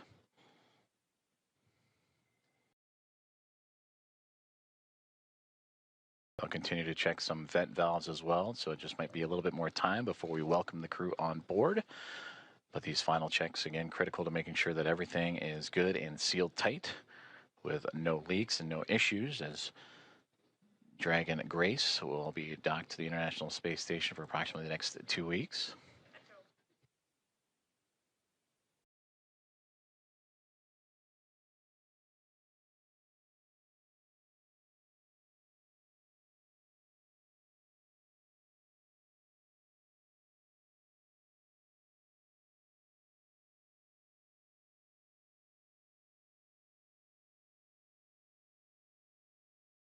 Houston, SpaceX station is ready for Dragon hatch equalization.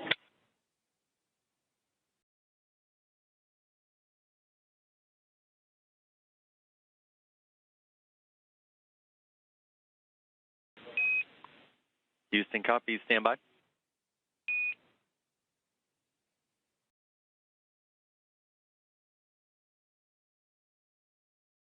Another step in those hatch opening procedures is Nicole Ayers just radioed down for the SpaceX Dragon hatch pressurization and equalization. As you see the pop of flash bulbs aboard the International Space Station being documented, and plenty of smiles from the Expedition 73 crew as we draw closer and closer to hatch opening and welcoming Axiom Mission 4 aboard the orbital outpost.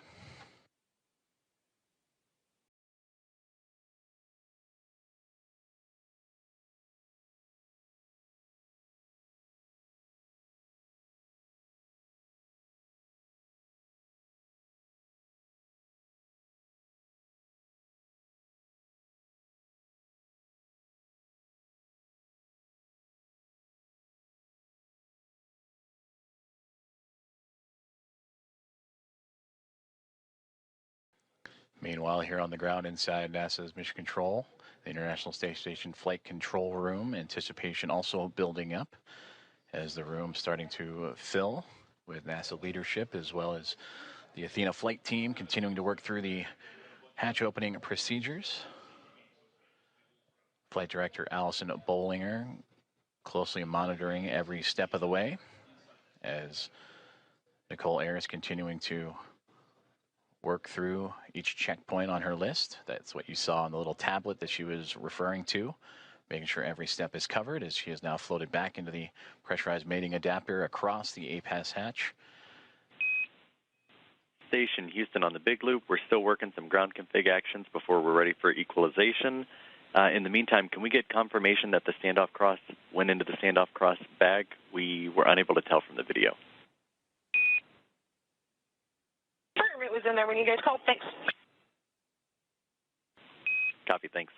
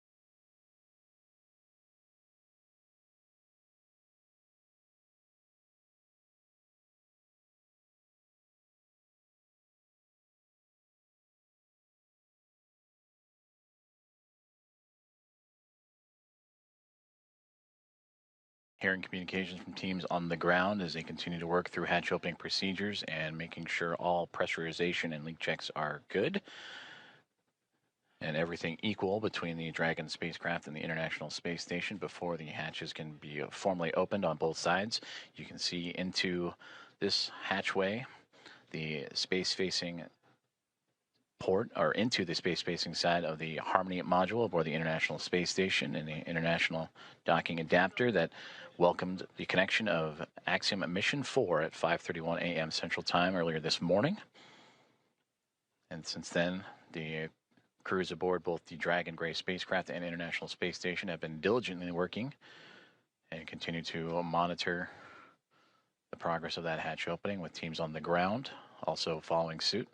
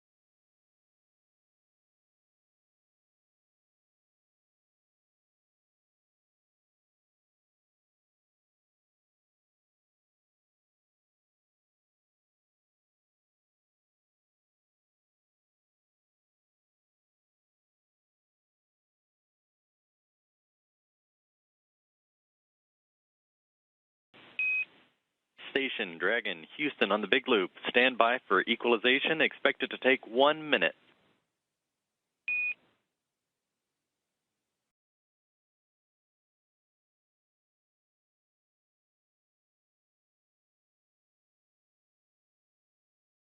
Station copies 1 minute. Dragon copies 1 minute.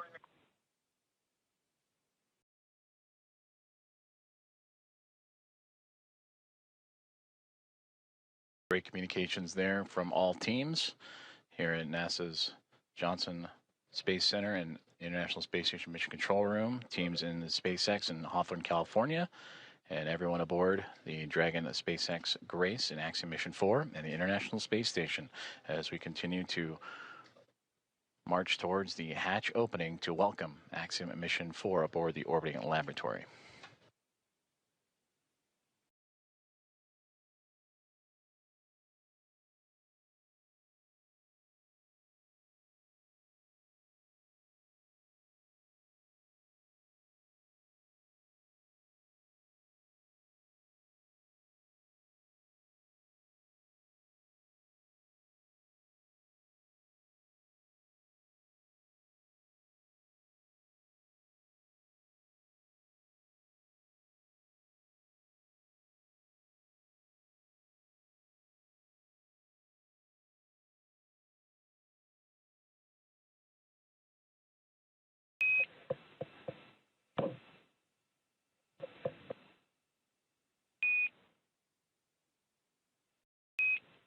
Dragon SpaceX on the big loop, you are go for hatch opening per the decal, followed by the remaining actions in procedure 4.400, section 6. Dragon copies. Go for hatch open and remainder of steps in 4.400.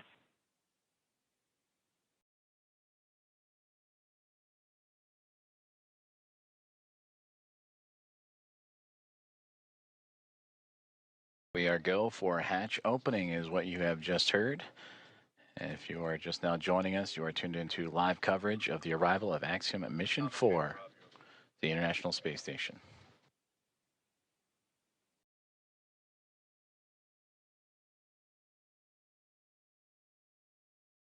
SpaceX Dragon, hatch is coming open. SpaceX copies.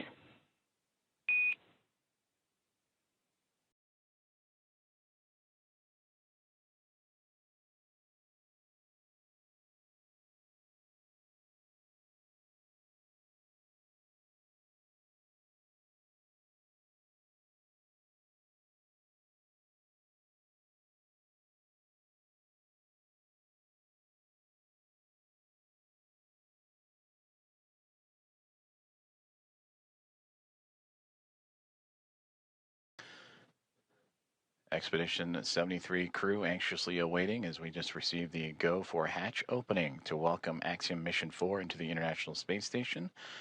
There you see Ann McLean in the foreground working on the tablet, alongside with Johnny Kim on the far right-hand side, NASA astronaut, and then Roscosmos cosmonaut Kirill Peskov next to him, with Alexei Zubritsky and Sergei Ryzhikov, also of Roscosmos, in that mix. And right there in the middle, almost standing, if you will, from our perspective, is Expedition 73 Commander and JAXA astronaut Takuya Onishi.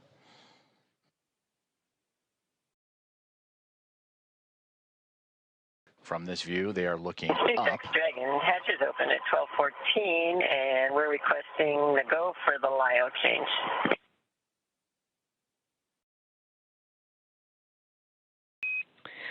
Copy 12:14 Zulu hatch opening time, and you are go for LIO swap.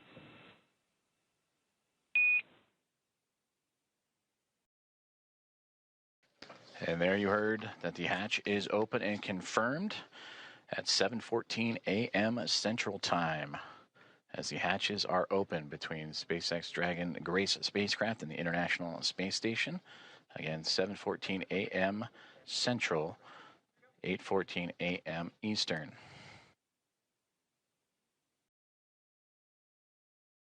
And you heard also the swaps of the LIO canisters. That's the lithium hydroxide cartridges that scrub the carbon dioxide inside of the Dragon spacecraft on the ride to the International Space Station. Also, Nicole Ayers out of view, but if from this perspective, looking up, she is operating with the Axiom Mission 4 team to help refresh the air and cycle air between the two craft as they continue a few more procedures before floating across and into the orbiting laboratory for the first time.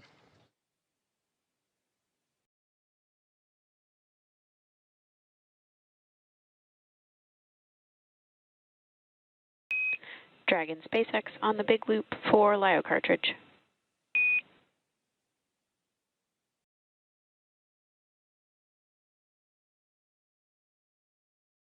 Head for LIO cartridge. Just looking for clarification on your next action there. We're tracking LIO cartridge sealing per 2.102 step 6.5. Oh, okay. And in my procedure, I had for the instructions on the decal for section.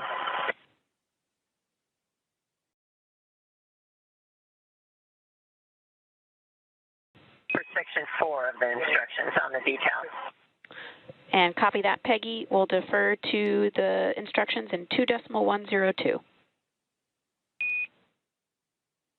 Okay, that's where we are.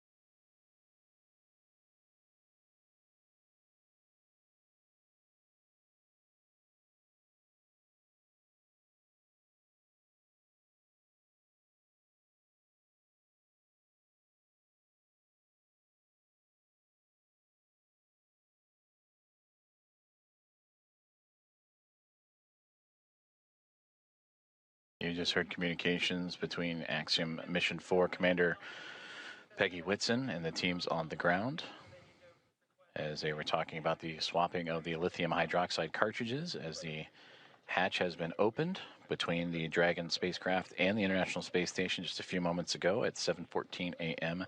Central Time. And this is a view inside the International Space Station, looking forward, if you will, as the astronauts and cosmonauts aboard are looking up. That is towards the space-facing port of the Harmony module. That's where they are in now. If you were to keep going forward, if you will, that is the forward port, which currently is occupied by Dragon Endurance from Crew 10. And a great microgravity demonstration of the camera that Alexei Zubritsky is using to help document and be a part of the welcoming committee for Axiom Mission 4 here in the next few moments.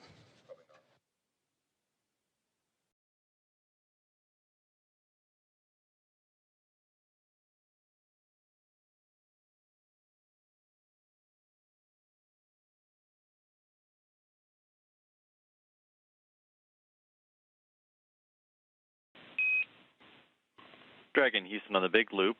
Just to confirm, we want to make sure IMV duct installation is complete before we do LIO cartridge sealing. Yes, the IMV duct installation is complete. My bad, I didn't get it reported. Houston copies.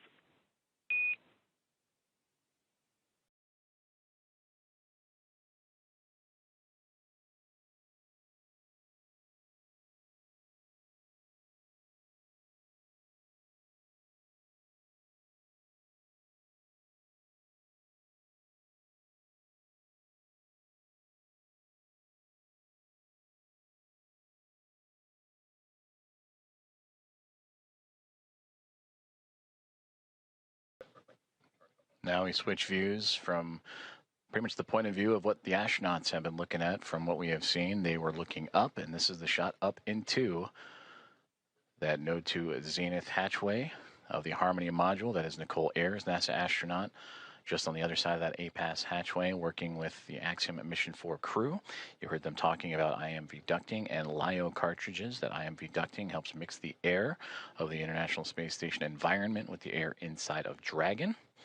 And then also looking to seal up some of those lithium hydroxide cartridges that are used to scrub carbon dioxide from the air in the spacecraft on their journey to the International Space Station. And that journey started yesterday morning, 1:31 a.m. Central Time, 2:31 a.m. Eastern, as they would launch on the SpaceX Dragon, newly named Grace spacecraft, on a Falcon 9 rocket from Launch Pad 39A at NASA's Kennedy Space Center, and would chase down the International Space Station earlier this morning at 5:31, nearly 2 hours ago, 5:31 a.m. Central, 6:31 a.m. Eastern, a little bit more of a day's transit. Houston and SpaceX Dragon arrival configuration is complete.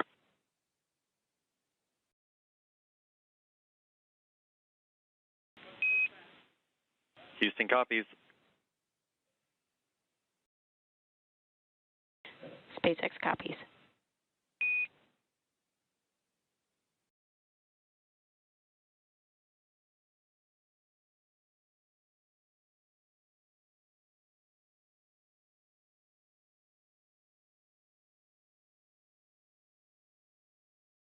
Continuing to target a welcome ceremony or welcome remarks in the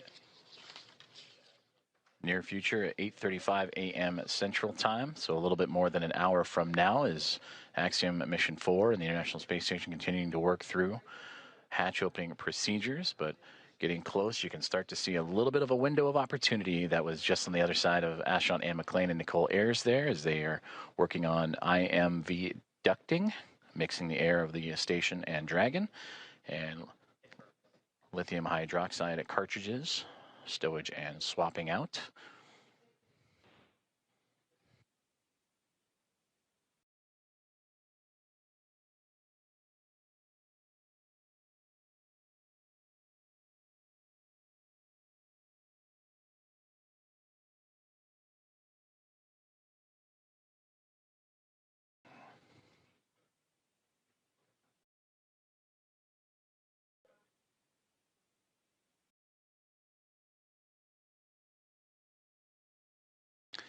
So Anne McLean and Nicole Ayers are starting to clear out the hatchway, and we are going to see the first views of Axiom Mission 4.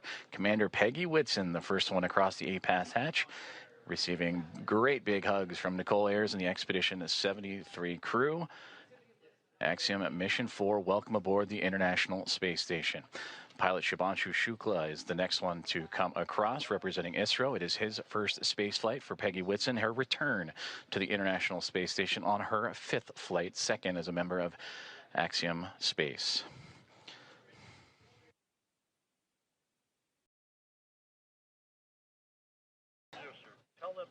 Sławomir Wisniewski of ESA, representing the nation of Poland. And their first visit to the International Space Station is next to cross the hatchway. And warm hugs all around. And applause breaking out here inside of Mission Control Houston and International Space Station Flight Control Room. And Tibor Kapu, the fourth and final member of Axiom Mission 4, representing Hunor and the nation of Hungary. Their first visit to the International Space Station as well.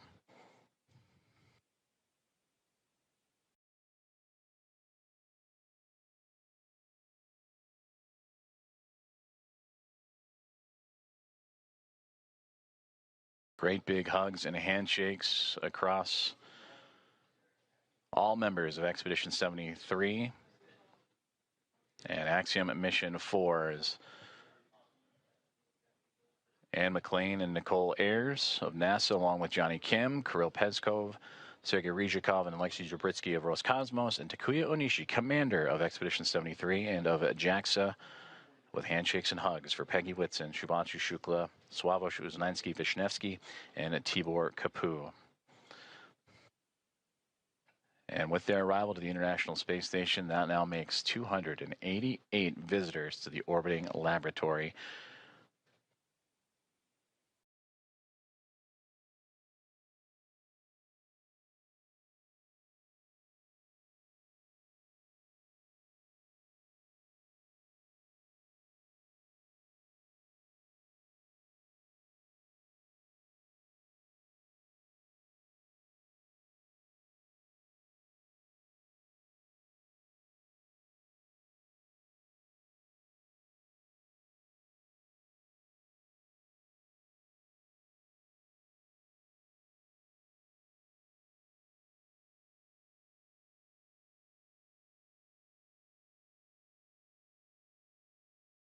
Axiom Mission 4 is now aboard the International Space Station. Commander Peggy Whitson, in her return to the orbiting laboratory, her fifth flight. 3 is a member of NASA, and her second as commander of Axiom Space private astronaut mission, commander of Axiom 2 and here of Axiom 4. Regaling the crew with smiles and stories. To her left, or our left from her viewpoint, to her right, Sławomir Wisniewski of ESA, Shubhanshu Shukla to her left of ISRO, and Tibor Kapu on that far right-hand side of our viewpoint.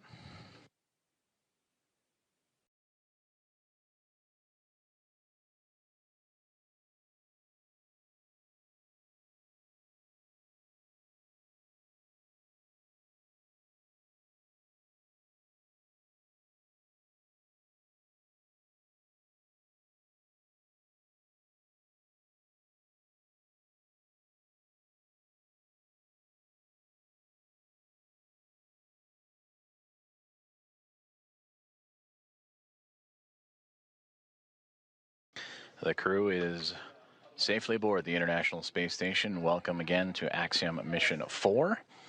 And we are continuing to target a formal welcome remark from the crew and being joined by the Expedition 73 team as well. That'll be at approximately 8:35 a.m. Central Time.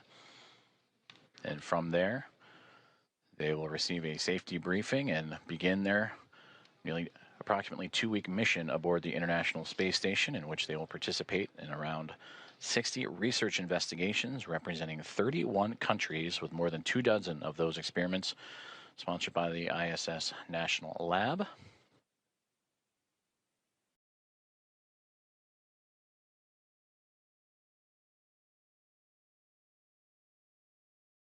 And there they all are, waving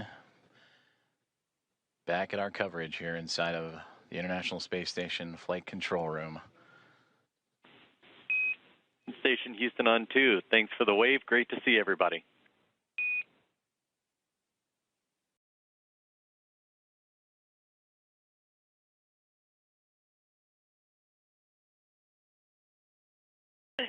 Houston Station, we're happy to be here. It's so great to be here finally. It was a long quarantine.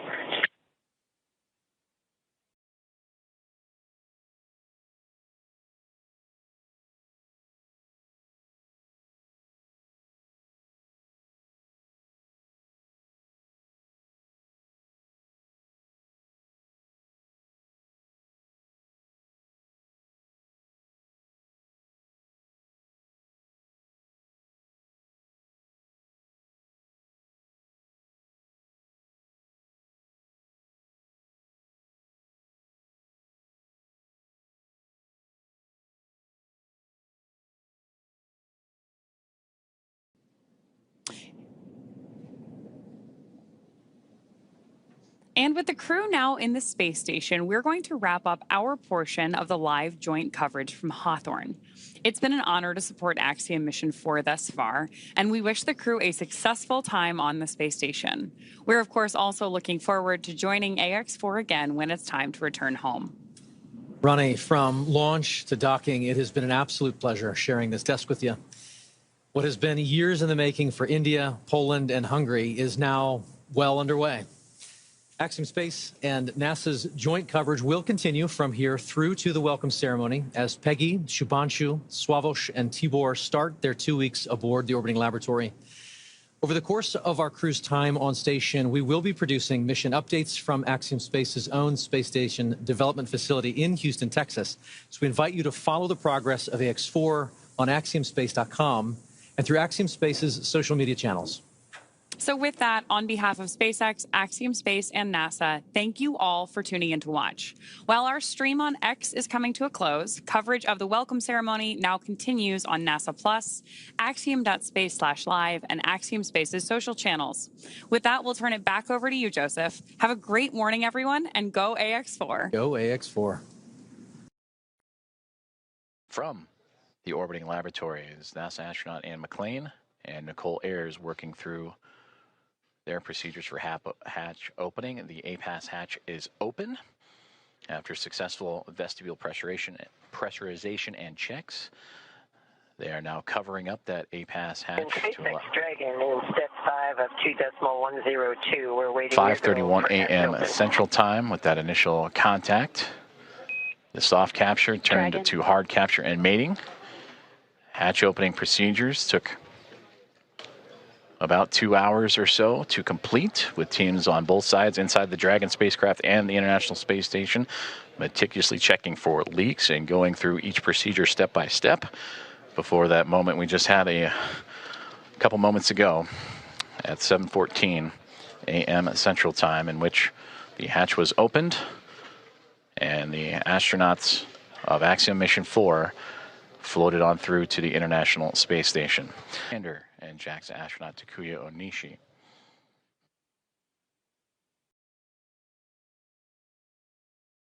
From this view, they are looking up. SpaceX Dragon hatch is open at 12:14, and we're requesting the go for the LIO change.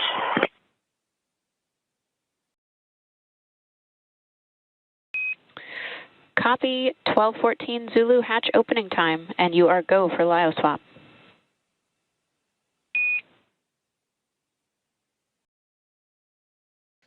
And there you heard that the hatch is open and confirmed at 7:14 a.m. Central Time, as the hatches are open between SpaceX Dragon Grace spacecraft and the International Space Station. Again, 7:14 a.m. Central, 8:14 a.m. Eastern.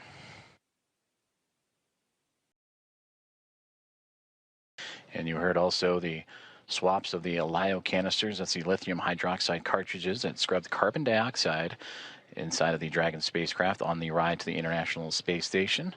Also, Nicole Ayers out of view, but if from this perspective, looking up, she is operating with the Axiom Mission 4 team to help refresh the air and cycle air between the two craft as they continue a few more procedures before floating across and into the orbiting laboratory for the first time. And that's the view we see. SpaceX copies.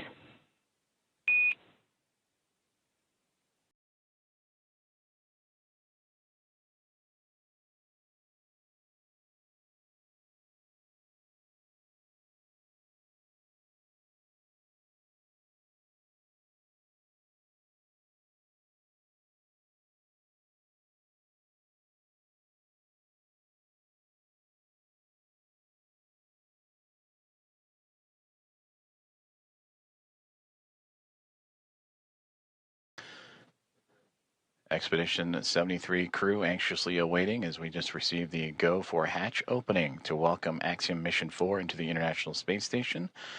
There you see Ann McLean in the foreground working on the tablet, alongside with Johnny Kim on the far right-hand side, NASA astronaut, and then Roscosmos cosmonaut Kirill Peskov next to him, with Alexei Zubritsky and Sergei Ryzhikov, also of Roscosmos in that mix.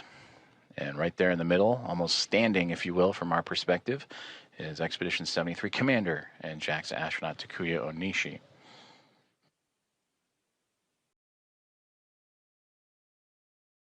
From this view, they are looking SpaceX up. Dragon hatch is open at 12:14, and we're requesting the go for the LIO change.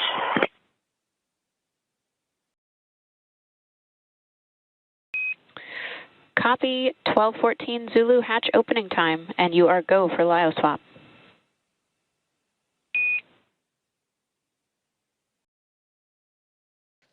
And there you heard that the hatch is open and confirmed at 7:14 a.m. Central Time, as the hatches are open between SpaceX Dragon Grace spacecraft and the International Space Station. Again, 7:14 a.m. Central, 8:14 a.m. Eastern.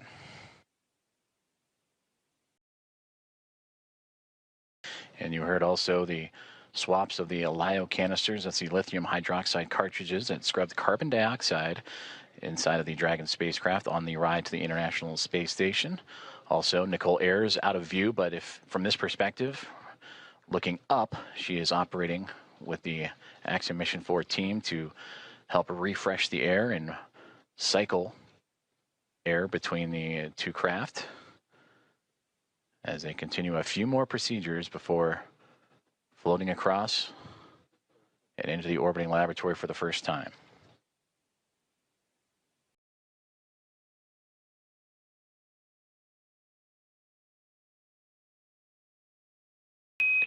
Dragon SpaceX on the big loop for LIO cartridge.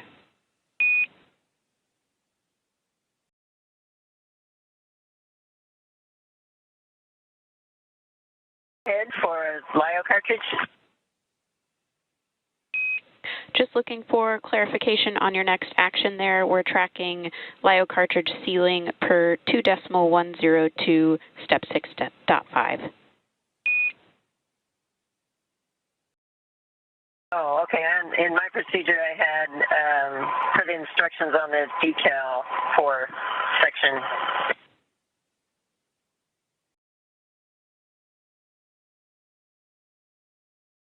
For section 4 of the instructions on the decal.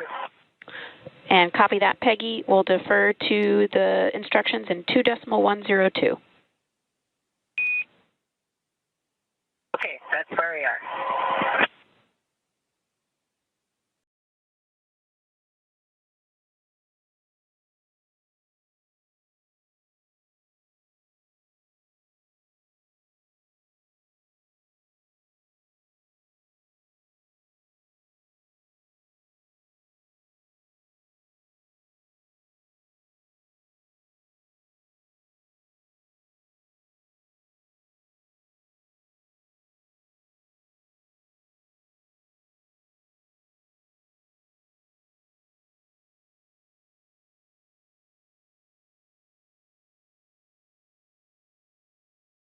You just heard communications between Axiom Mission 4 Commander Peggy Whitson and the teams on the ground as they were talking about the swapping of the lithium hydroxide cartridges as the hatch has been opened between the Dragon spacecraft and the International Space Station just a few moments ago at 7:14 a.m. Central Time. And this is a view inside the International Space Station, looking forward, if you will, as the astronauts and cosmonauts aboard are looking up. That is towards the space-facing port of the Harmony module. That's where they are in now. If you were to keep going forward, if you will, that is the forward port, which currently is occupied by Dragon Endurance from Crew 10. And a great microgravity demonstration of the camera that Alexei Zubritsky is using to help document and be a part of the welcoming committee for Axiom Mission 4 here in the next few moments.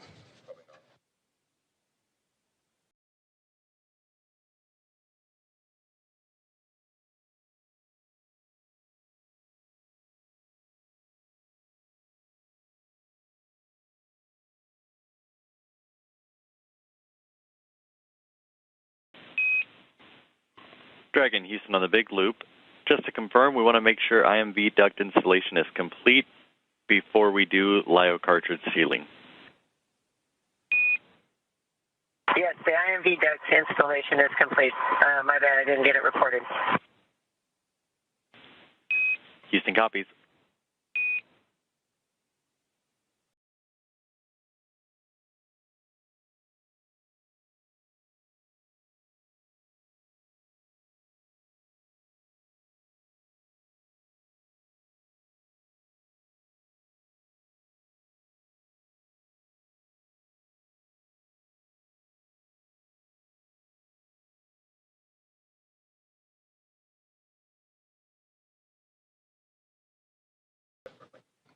Now we switch views from pretty much the point of view of what the astronauts have been looking at from what we have seen. They were looking up, and this is the shot up into that Node 2 Zenith hatchway of the Harmony module. That is Nicole Ayers, NASA astronaut, just on the other side of that APAS hatchway, working with the Axiom Mission 4 crew.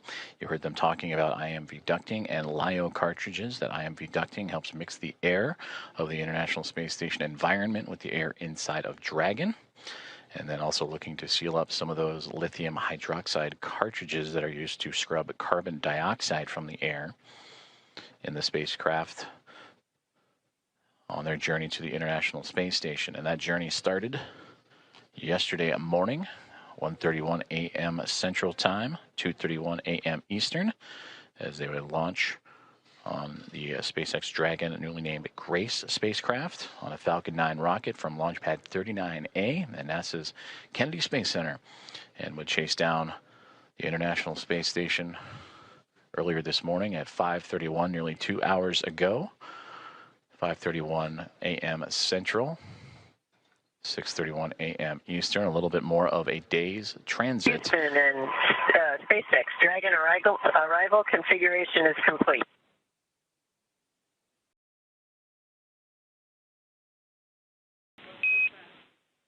Houston copies. SpaceX copies.